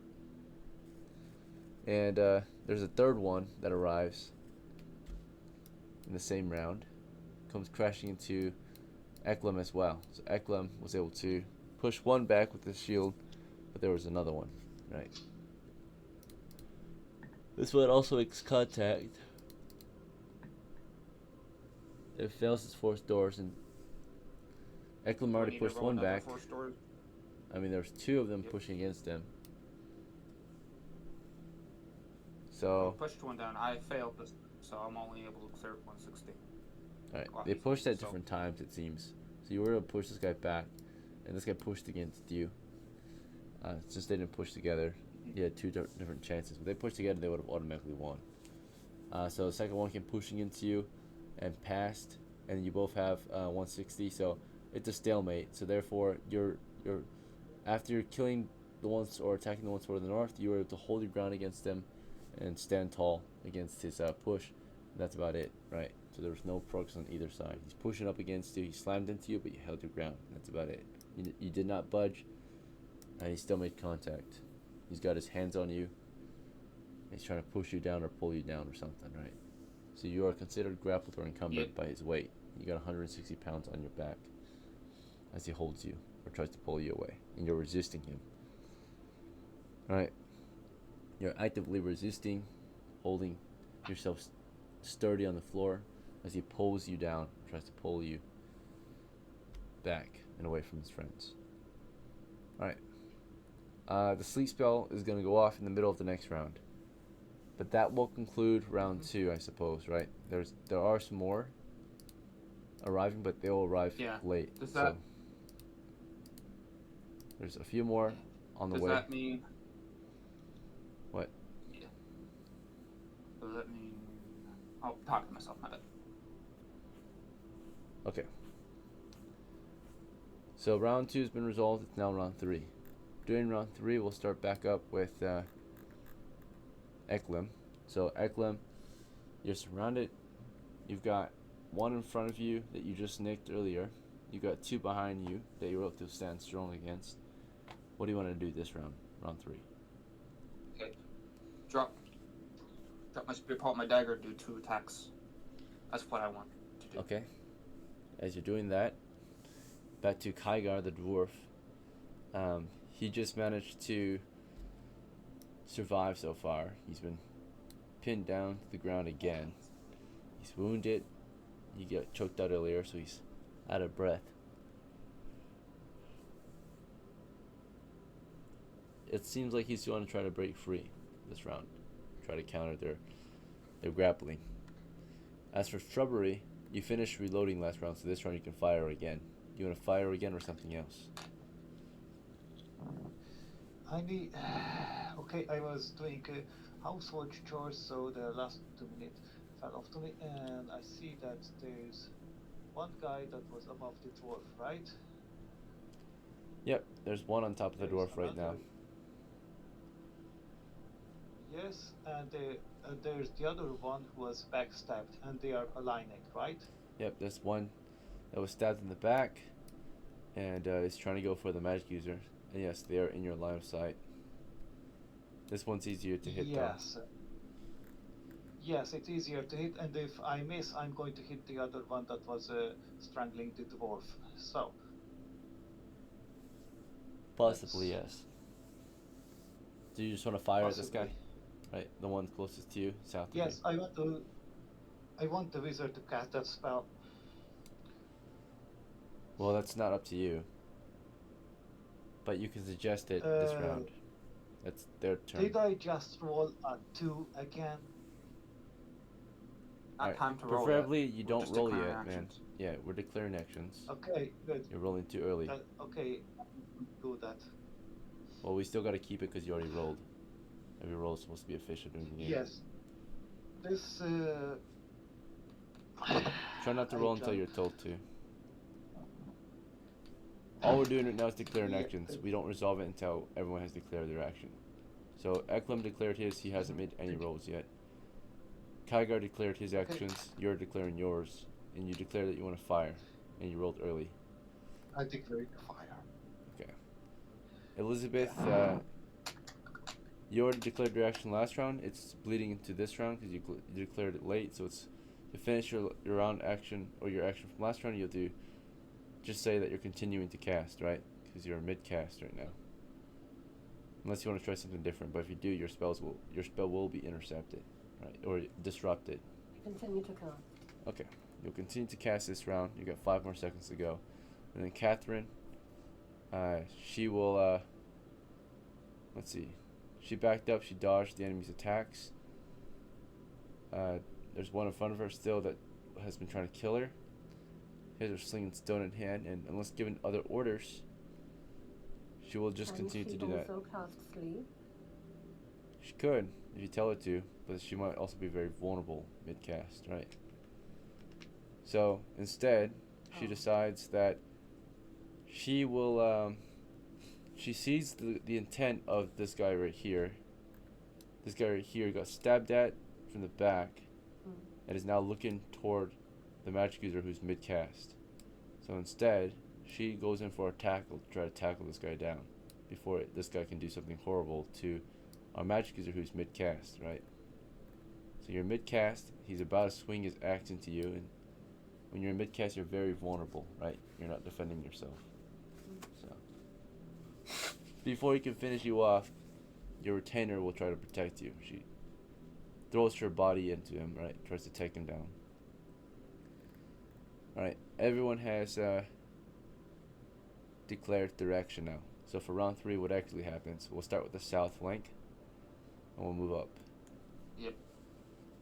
So for the south flank, we had these two who crashed toward the fighter, who managed to push them back with his strength, right? As they tried to crash into him separately. Both times he held his ground and pushed them back. But one of them was able to get a grab on him, and he's barely able to resist. He's now actively resisting him, right? So you no longer can take any other actions unless you free yourself. So you're not exactly grappled, or you haven't lost your ability to fight back yet. You're not pinned or anything, but you've got this guy holding you at the moment, right? So he's encumbered you. You can still attack the guy northeast of you, but you might want to break out of his grasp or attack him. Like I said. Oh yeah, you were dropping the spear Like I and said, taking out the daggers, right? Yeah, and stabbing these two below me. Or south of you. Like one, the grapple just. Right. Yeah, south of me. Yeah, my bad.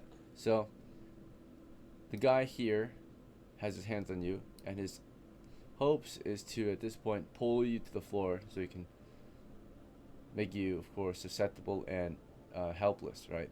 If he is able to pin you down, you Yep. will become helpless. So as he grabs, or he's already grabbed you, now he's just trying to pull you down. While he's pulling you down, you're dropping your spear and grabbing your dagger. And as you're grabbing your dagger, he's pulling you down. And as that's happening, this guy here will also help him. So he moves in, you're already grabbed, and there is a chance for you to resist his grab. This guy here will judge that based on armor class. He might not be able to make contact with you. There's a super low chance. Basically, only nat 1 means he can't get his hands on you. Alright, so he's got his hands on you as well. So they both got hands on you, and together they pull you down, right, and automatically succeed. You see, unless you are able to force doors to resist. Yeah, go ahead and roll a force doors check to resist them. So you're mid dagger pull, right? As they're not just gonna stand there and watch you pull your dagger free. So as you're pulling your dagger free, Of course. they're pulling you to the ground, right? You I pass. resist. Okay, let's see with them. They do their force doors as well. Alright, yeah. They overpower you. So together, they are struggling to hold you down, but this guy does twice his weight, you do twice your weight, he does his normal weight. So they have this guy alone is able to hold you down. You're doing 160, he has 160, he is the active grappler, you are resisting. So it's a bit of a struggle between you and him, right? He has to, in order for him to overpower you, he technically needs to have more weight than you. So it's more of a struggle. It's a struggle between you and him, right? If it's just you two. This guy's there too, so together they will grapple you, they'll hold you down. So now they overpower you completely. So they can't do anything else yet, but they have been able to, at least throughout this round, get you to the floor, pull you down to the ground, and put their weight over you. And you're struggling with all your might. And if either of them stops trying to hold you down, you'll easily be able to break free. But for now, it is difficult with all their weight, right? So they've pulled you down, you've got your dagger in one hand, but now they're holding you down, right? With all their might, and you're giving them a tough fight, right? If you weren't, one of them could have already begun to execute you, right? But you are, so you're struggling and making it difficult. As that's happening, also from the south flank, arriving is the last group, right? We're moving up the flank, so we're starting at the south, going up to the north. So while you're getting grappled, these guys arrive on the scene as well, and they did a full sprint to close the distance. Seeing that you're already on the ground, this guy piles in and holds you down too. So you further secure you to the ground, right? So that one of them might, next round at least, get ready to finish you. So he runs in there and just throws his weight on, right? They don't get to take any actions, they only have movement if they're sprinting. And with their movement, they can just throw themselves into a grapple, just using their full pile. Right, yeah. We have the dwarf here trying to get up. Alright, so we know that this scene has been secured, but for this scene here, we have this dwarf who's trying to get up, and no one is stopping him from getting up, I think. He is conscious, he is not dying, he's just injured. He's in the middle of getting up. This guy here is trying to take down our magic user here before he can. This magic user crashes into him. This shooter here fired into this guy, right? So shooter, roll to hit. You actually have first action here. Your weapon's reloaded. And before, First time doing let's see if you can hit this one. first time Roll to hit. 1d20. making goals. Oh yes, you missed the first shot. You got 2, and the second shot missed as well. Hey. So that's for the lineup, right? So the 2 is for your original target, which is this one, and the lineup is this guy here, who's on top of our dwarf, right? He's holding our dwarf down. Yeah. So this guy was trying to kill our dwarf. He was holding the dwarf dead, or not holding him dead, but choking the dwarf out. The dwarf was trying to break free, and you ended up missing this guy too, and the curl just goes whizzing past both of them. Well, wouldn't that be hit since it's an 8? Because they only have 9 armor class, and he has a lot of bonuses. I'm a rogue. That's true. Yeah, he just... The guy's very vulnerable. Alright. Yeah. He got dexterity. He has close So, range. Maybe bonuses- backstab, depending. Alright. So this is not his original target. This is a lineup. So he missed the first target. And we're rolling to see if there's a chance that he ended up hitting this one instead. If he was in the direct line of fire. This one was crouched, right, for one thing. What are you trying to say, man? Well, I mentioned that I want to align the shot to probably hit both in the, well, either in the end of the Alright, first be careful round with what you or say in here, the because if second. you tell me the wrong thing about the first one, you will automatically fail the second one, right? So if you lined up a shot between these two, bear in mind they're at different heights, right? Because one of them is pinning the other guy down. I'm supposing you're aiming your shot so you can hit both of them, right?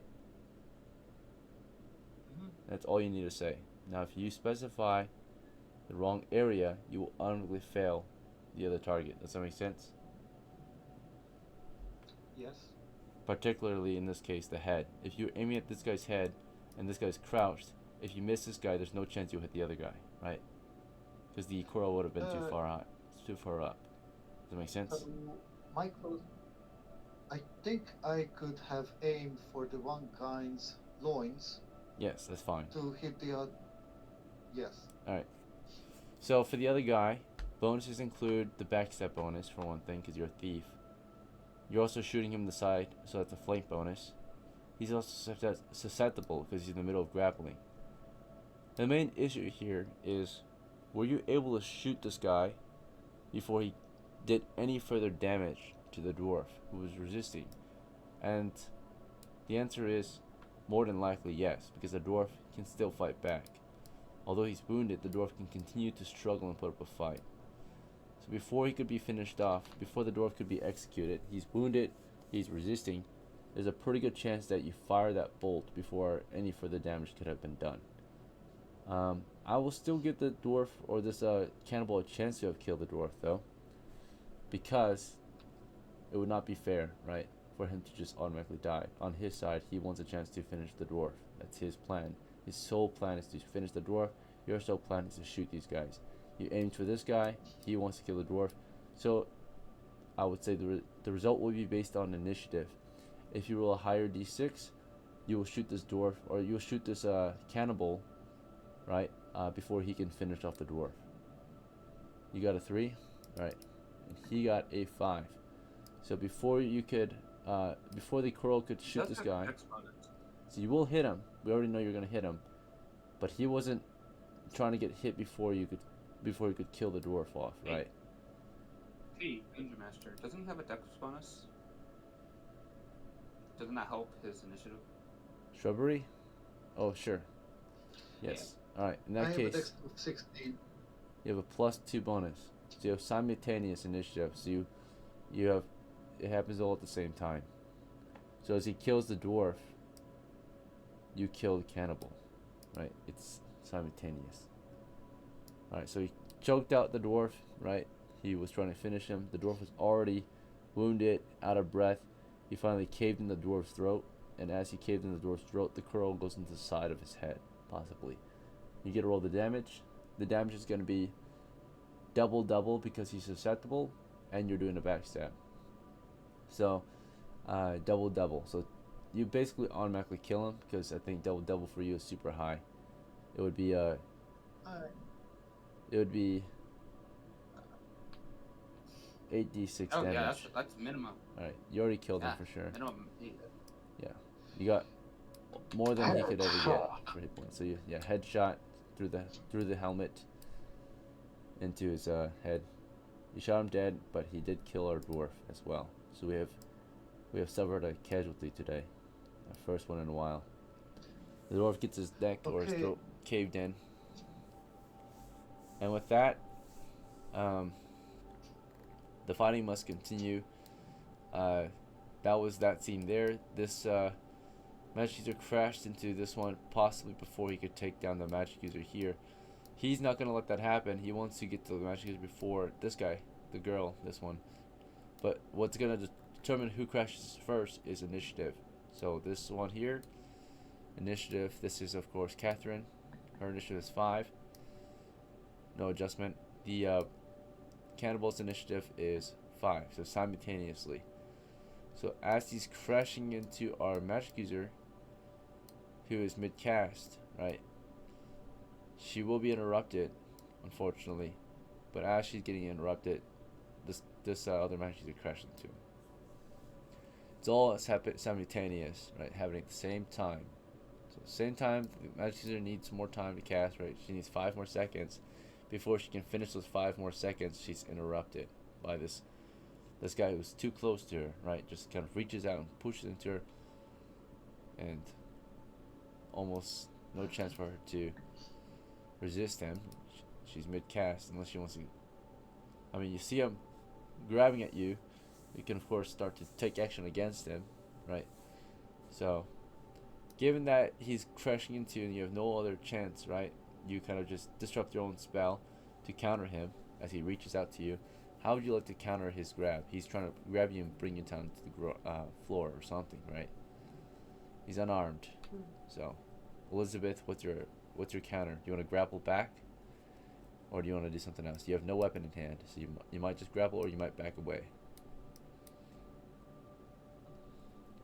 Because your spells are already going to be interrupted. There's no time, right? Not enough space and safety. Okay. Will there be enough space will there be enough time for me to use my smoke bomb?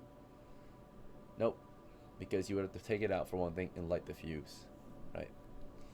So. Oh, okay. So. I mean, you could start, but it wouldn't be completed until a few rounds. Does that make sense? You can start the process of the light one. So my options are either I grapple him or I retreat. Yeah, those are the quickest options you've got. Grapple, retreat, or draw a weapon. Okay, I retreat. Alright. So as he reaches to grab you, you try to back out of there. Go ahead and roll initiative against him. He rolled a 5, she rolled a 5, you have to roll your own. 1d6. Initiative is what? Oh yeah, okay, 1d6. All simultaneously. So as you step away, as he steps toward you, she grapples him. And you're on the retreat, so you easily kind of just hop back and begin running as fast as you can as he tries to grab at you. And as he tries to grab at you, he's getting pushed by her. So he reaches for you. He's vulnerable to his flank, this one who's flanking him. She comes in from behind, auto hits basically, and tries to force him down. She fails to exert herself. I will say she gets a +1 bonus because he's susceptible here to some extent. So she throws her weight against him. She auto hits for sure. She's a higher chance to exert, but still fails. He tries to resist her, and does resist, but doesn't counter the resistance, right? So he feels her hands wrap around him. She throws her weight against him. He throws back. And unfortunately, I believe he has more weight than her. So even if he fails his force doors, he's able to overpower her. So when he forced her back, he just shoves her off, right? Shrugs her off, right? So she's like staggered back. And he turns to face her instead now. As the other magic user stepped away. How far back did you want to retreat? You can, when you make a movement, typically in one round, I think your character, since she's medium footman, can move 20 feet in one round and still take an action. But because we're already halfway through the round, you can only move 10 more feet. So maximum distance is 10. Otherwise, you can also do a dead sprint. But if you do 10 feet, you can also still take a new action, right? Like draw a weapon. 10 feet. Alright, so you did 10 feet, and then you can also take out your bow at the same time. So you can start shooting. Right. Alright, and while that happened, I believe that's all the results for round 3, or all the actions that needed to be taken for round 3. Oh, actually, these guys need their actions still. So I think everyone else has had their action for round 3 now. Let's see. He fired, got a good hit in. You would have, after you shot, you would have like 5 more seconds, right? Because you shot in the beginning of the round. So for the remainder of the round, did you want to reload or something else? if you reload I'm now, moving back. okay, move back and then reload. No, I'm moving back, making distance. Okay, how much do you wanna? So if you wanna How run, much can I? you can run up to. How much can I? All right, given that you are a medium footman, it looks like you can run 20 feet back, or you can sprint 60 feet away. If you sprint, you can't take Let's any sprint. hand actions. All right, so you sprint at 60 feet. Sprint. Okay. 10, 20. So you're a safe distance away, right? You're basically off the screen or the main combat area. Move it down here. Alright, given that every grid is roughly 5 feet in this situation, you were around here, you did about 60 feet.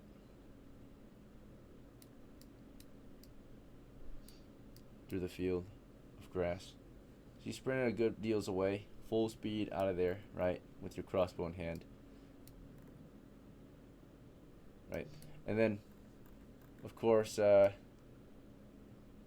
with that said, to finish round 3 off, these guys need to finish directions too. So they started because we started at the south first, so they moved up. no, I only did these 3. In the dead There was 3 others. I just didn't finish these guys. Remember? Oh, okay. Yeah, because we moved on to other Okay. areas. So these guys also need to finish their actions.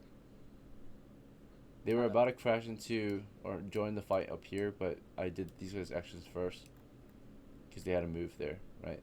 So they sprinted. Their actions would Yeah. technically be complete at the end of the round because they did a sprint. They were sprinting throughout the whole entire round, and they wouldn't close the distance at the end. So, till the end of the round, when they finally arrive on the scene, they were sprinting the entire time. Their available targets, these guys are all dead or prone. Yeah, this guy would crash into, I think they would all crash into our magic user here. So 2 would crash into her. This one here would have sprinted, I think they all would, yeah. So this one's unarmed and was originally going for the magic user, who sprinted off as he moved in to try to grab her, but failed and ended up getting grabbed at, but pushed away the other magic user, so he was distracted, got interrupted. I am very sorry. So while Soon we are having to do the Christmas celebrations. Okay. And, we're gonna get off I soon. think I'm going to retreat. Alright, yeah, that's fine. If you gotta head out, you can It's begin the also retreat. So Shrubbery, That thanks for ended. playing, brother. Merry Christmas. Have a great day, bro. Take care. Thanks for playing, bro. I'll see you at the next one. We'll make sure you get out of here safely if possible. Good night.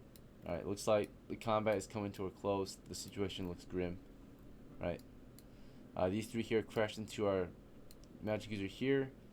All 3 of them throw their weight against her and slam her to the deck, right? Just hold her down. Completely helpless in the dirt.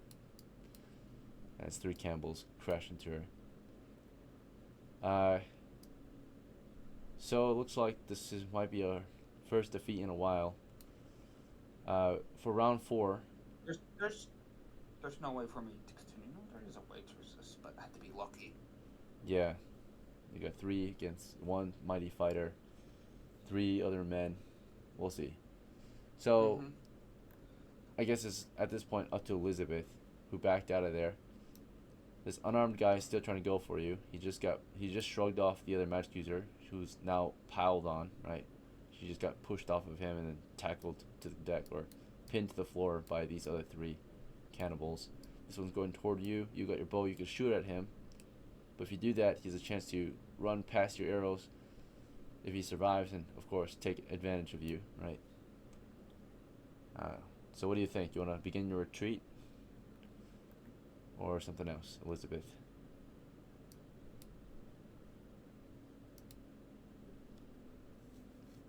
Okay. Wait.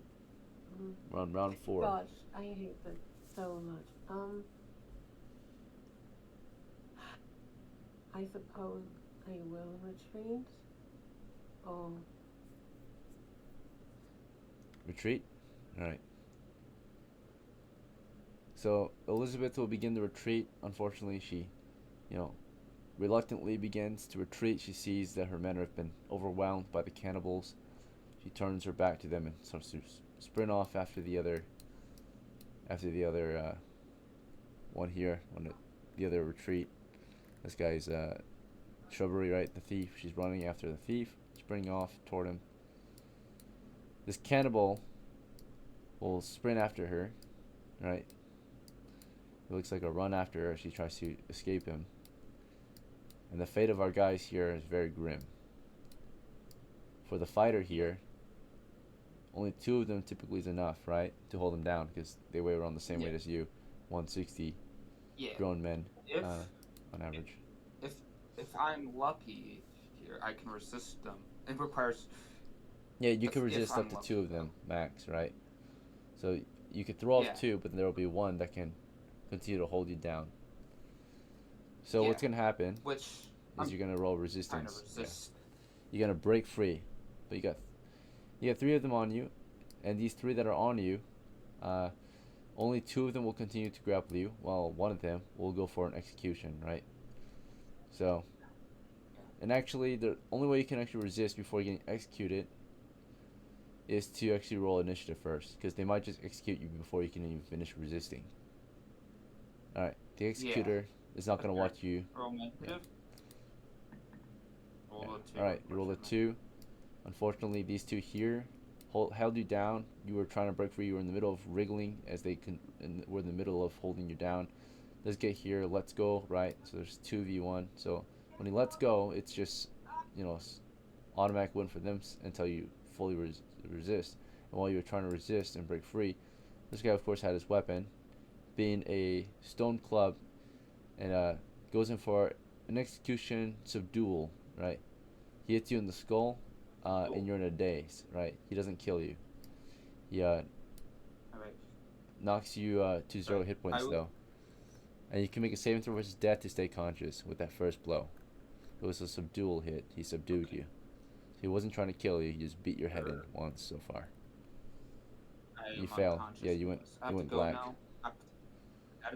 Alright, brother. I have to go now. I have to go eat breakfast. Have a good breakfast. Sorry for your loss today. Maybe you'll survive. We'll see. Yeah, Merry Christmas, bro. I wish they killed him, to be honest with you. I'd rather him just die. Yeah, die with honor. Not get enslaved. Yeah. You died fighting. If I die... Yeah. Alright, lesson learned, I suppose. Let's see, we did all we could, really. I mean, there were some other precautions we could have made. Let's see. We were doing pretty well. It's just some rolls missed, and we also took an we were outnumbered. For one thing, that was also a very dangerous thing to attack a group that was, I mean, it's good to take on challenges, of course, more profit, more risk, but if we're gonna do that, we need more precautions. Like casters maybe should have been set further back, maybe to cast their spells from a safe distance, especially in the open field. That way they wouldn't have been interrupted, because if our spellcaster was never interrupted, that might have actually changed the whole battle, right? It would have been cake. But because she got interrupted, things went south pretty quick. That's how you counter a magic user. You close in and destroy, if you can. They were able to do that, close in and interrupt your spell cast. Unfortunate for our fighter EKLEM, he has survived many adventures and established a base only to die a couple days later, right? Or get captured at least. So the fate of EKLEM is tragic. He goes MIA and soon to be confirmed KA, or assumed KA eventually. And same fate for our magic user here, captured by the enemy. Yeah. Right. At least my next of kin will get a decent amount of XP maybe, or monies. Yeah. So. Yeah. Thank you for playing, brother. Happy holidays.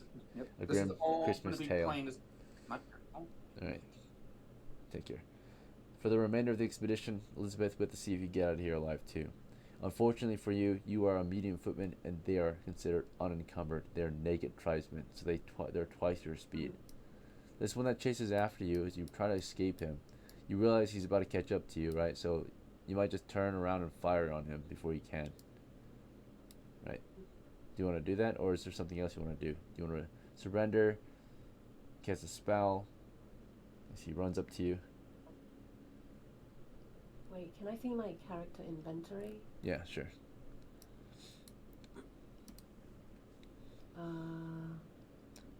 But I don't have enough time to finish a spell, do I? It would take 10 seconds. Spellcasting is very powerful, but also leaves you very vulnerable, and it's a high cost, right? Time-wise. Okay. Yeah, I suppose I just shoot with an arrow then. Alright, you fire upon him, a quick attack. Roll to hit, 1d20. 1d20. 12. With bonuses and penalties applied, you hit. The damage with a warbow is, I think, 1d10. So go ahead and roll 1d10.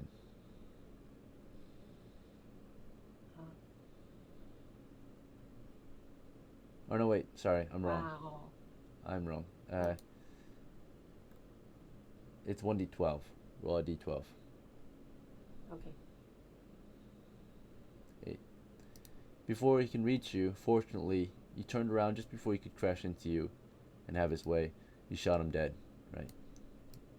So now that he's dead, the others have your friends hostage, right? So they beat this guy's skull in. These three cannibals here get up and like kind of cheer in victory and howl and bark.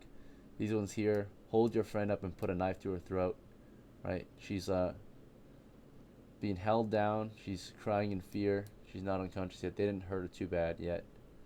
They left her conscious. You can fire upon them, but your friends might suffer a worse fate. The cannibals, they seem to want to maybe just talk with you if you're interested. One of them out of the four can say a few of your words, right? He's speaking the common tongue of the region. North of where you're from, given your appearance, he starts to try to start a conversation and says to you, basic words like stop, right? Come here, come, right? Do you want to listen to them, or do you want to just flee? Nope. Just run. Just start running, and they laugh as you run. They're like ha ha ha, right? Like having their way with your lost companions. They loot your friends, and you get out of there alive. Only you and Shrubbery made it out. And the grim journey back to base to report back in against this terrible loss. But it should only make us stronger now that we survived, and hopefully we'll be better prepared next time to get or to make a comeback from that, right? Maybe get revenge. So we went out into the lands. Technically, we are actually in the wrong because we are the invaders, right? We went to their territories to plunder their lands and kill them, and they defended their lands. We killed a couple of them, but they won the battle, right? I think. Let's see. How many did we kill? We killed like 3, right? 1, 2, 3. So we killed 3 of them. They captured 2 of ours and killed 1 of ours. So it was kind of an equal trade, 3 for 3. No, wait, we killed 4 of them actually. Yeah, we killed. No, wait, no, we killed 5. Yeah, it was 5. So it wasn't an equal trade-off. They only killed 1 of ours and captured 2 of ours. Technically, we're in the wrong, right? We're in the invading force, but we need to, so that we can fulfill our dreams and such, right? Get profit. So, going back for revenge would technically be technically, maybe the wrong thing to do, since we were in the wrong to begin with. Conquering or attacking certain monsters might be more profitable and less damaging to the surrounding world. Cannibals, they're not peaceful, but they weren't technically at war with us until now. So you left back to base with Shrubbery, and we got to make sure you guys can get back alive. So you were in the heart of their lands, you made your way west back to base, I suppose, right? Is that fine? Yep, yeah. We're gonna roll for any encounters on the way back, starting with monsters. No monsters on the way back. We'll avoid animal encounters unless you're interested in hunting animals. The last chance is to encounter cannibals on the border, right? Or if they decided to pursue you later. 1 in 6 chance. Alright, safe travels back to base. So you get back to base a few hours or a couple hours later with just you and Shrubbery. Shrubbery ready to just report in and, you know, get some rest after that terrible encounter. And for you, after reporting in back to the WOLFDEN base, realization that the cat or the marshal, the leader of the WOLFDEN campaign, is gone. I think you're next in command, right? As captain, you become marshal now. So you're now in charge. You're now taking command of the base. So it now belongs to you, right? So you inherit the base now. Unless you want to pass it off to someone else, but you're technically next in line. Do you want to assume command of the base or something else? For the time being. Very well. So as of the 3rd of December, the current day, the campaign world, you are now the new leader of the base. Okay, so 3rd of December, this base now belongs to House Seasons. WOLFDEN base camp, you are the new marshal. Because EKLEM has been killed in action.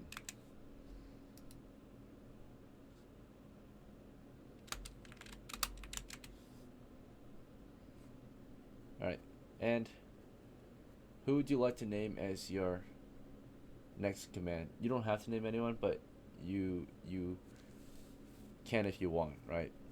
So that person can take or assume command in the future. Preferably, it should be either of your household or someone you trust in case you die. Someone that will be there, ready to take command and lead this crew, right? So might be, yeah. Now, what do you think? Are any of these people even at the camp? So, for example, Some of them are not anymore. KYGAR got killed. Yeah, KYGAR is killed in action. Let's see, Catherine is MIA. Along with,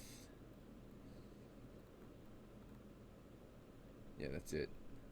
There's only 3 casualties. So two MIA. EKLEM was MIA actually, not killed. So yeah. Okay, I suppose I can pick.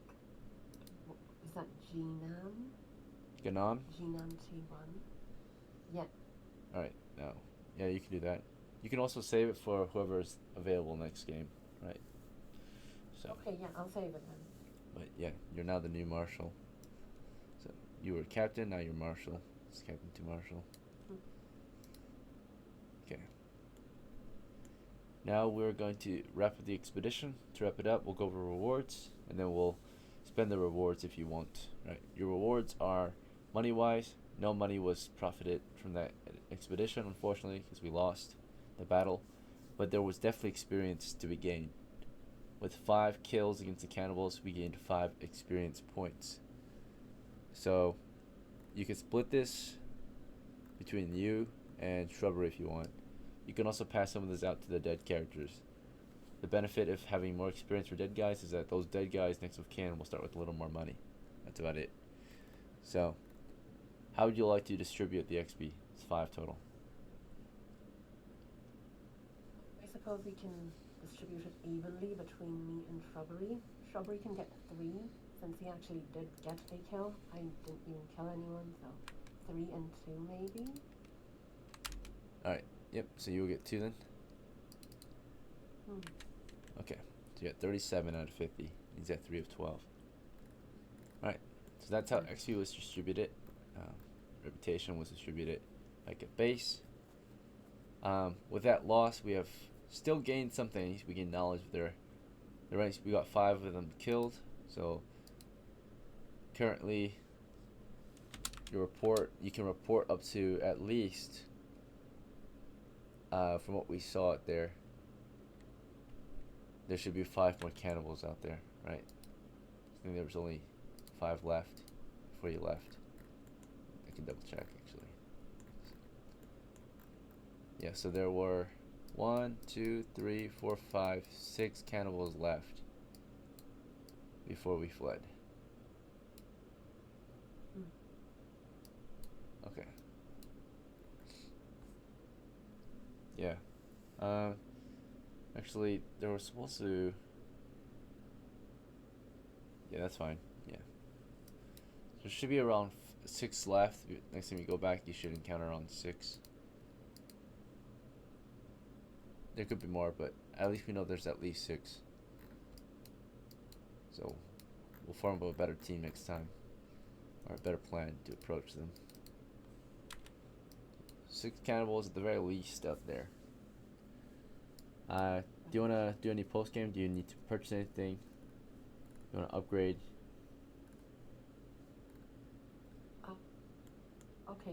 Okay. Can I ask for advice? So Yeah, of I saw course. that in the items list, there's a thing called training, and it says, wait, how much gold do I have? Is it 100 You've got copper? 62. Is that what I have? Oh, okay, never mind then. Yeah, never mind. I can't afford it. Alright. Yeah, those are training fees. The idea is your characters are always Right. training, but one day they'll finish training, you'll pay for the expenses, and then you can upgrade your character. But of course, you'll also pay your upkeep for the day, which is 1 copper. This is accounting for the bare minimum living expenses that your character might have. So that'll be like food mainly, right, to survive and live. You're paying to live naturally. So you're at 61. Bare minimum is buying yourself some food. And of course,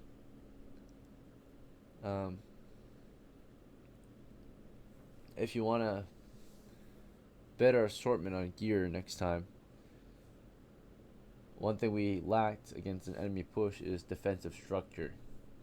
So if you have interest, I would suggest looking into defensive weapons, right? Action economy is weak if you're outnumbered, right? It's strong when you have the numbers, but we were outnumbered, so they had more actions than us per round, right? Action economy is very important. So if you want to deny that, you need defensive structures, right? So what I'll recommend researching now in the future is you can look into tools to help you build defensive structures, right? Like ditches, trenches, which will help slow the enemy or provide cover and concealment, or, security. Other things to check out is some of the supplies that might be available, like ropes, mainly, or wood, and stakes. Okay. Yeah, definitely stakes if they're there. I think stakes are listed in there too, somewhere. Let's see, stakes. Stakes might be in siege equipment. Siege equipment is very important, especially against assaults, or anytime you're trying to assault or defend. So yeah, if you look into siege weapons, Yep, stake is there. yep, stakes are there. Caltrops are good too. But yeah, any method in which you can build a defensive structure is really good for your team, especially against a large enemy force that's pushing your position. Stakes can slow their movement or funnel them into a particular area. Alright, just moving forward, of course. Alright, you don't have to buy it now. You can think on it, so next game you're ready to go, right? Is there anything else you want to discuss, or any other questions or concerns? Well, the only final thing I have to say is I thank you so much for your time, and you're actually an incredible dungeon master, I have to say. And okay, yeah, that's all I had to say. Bye-bye, and I appreciated your time so much. You did 3 sessions today? Wow. Yeah. Thanks so much, Seasons. And yes, I'm very grateful for you being here. Have a good night.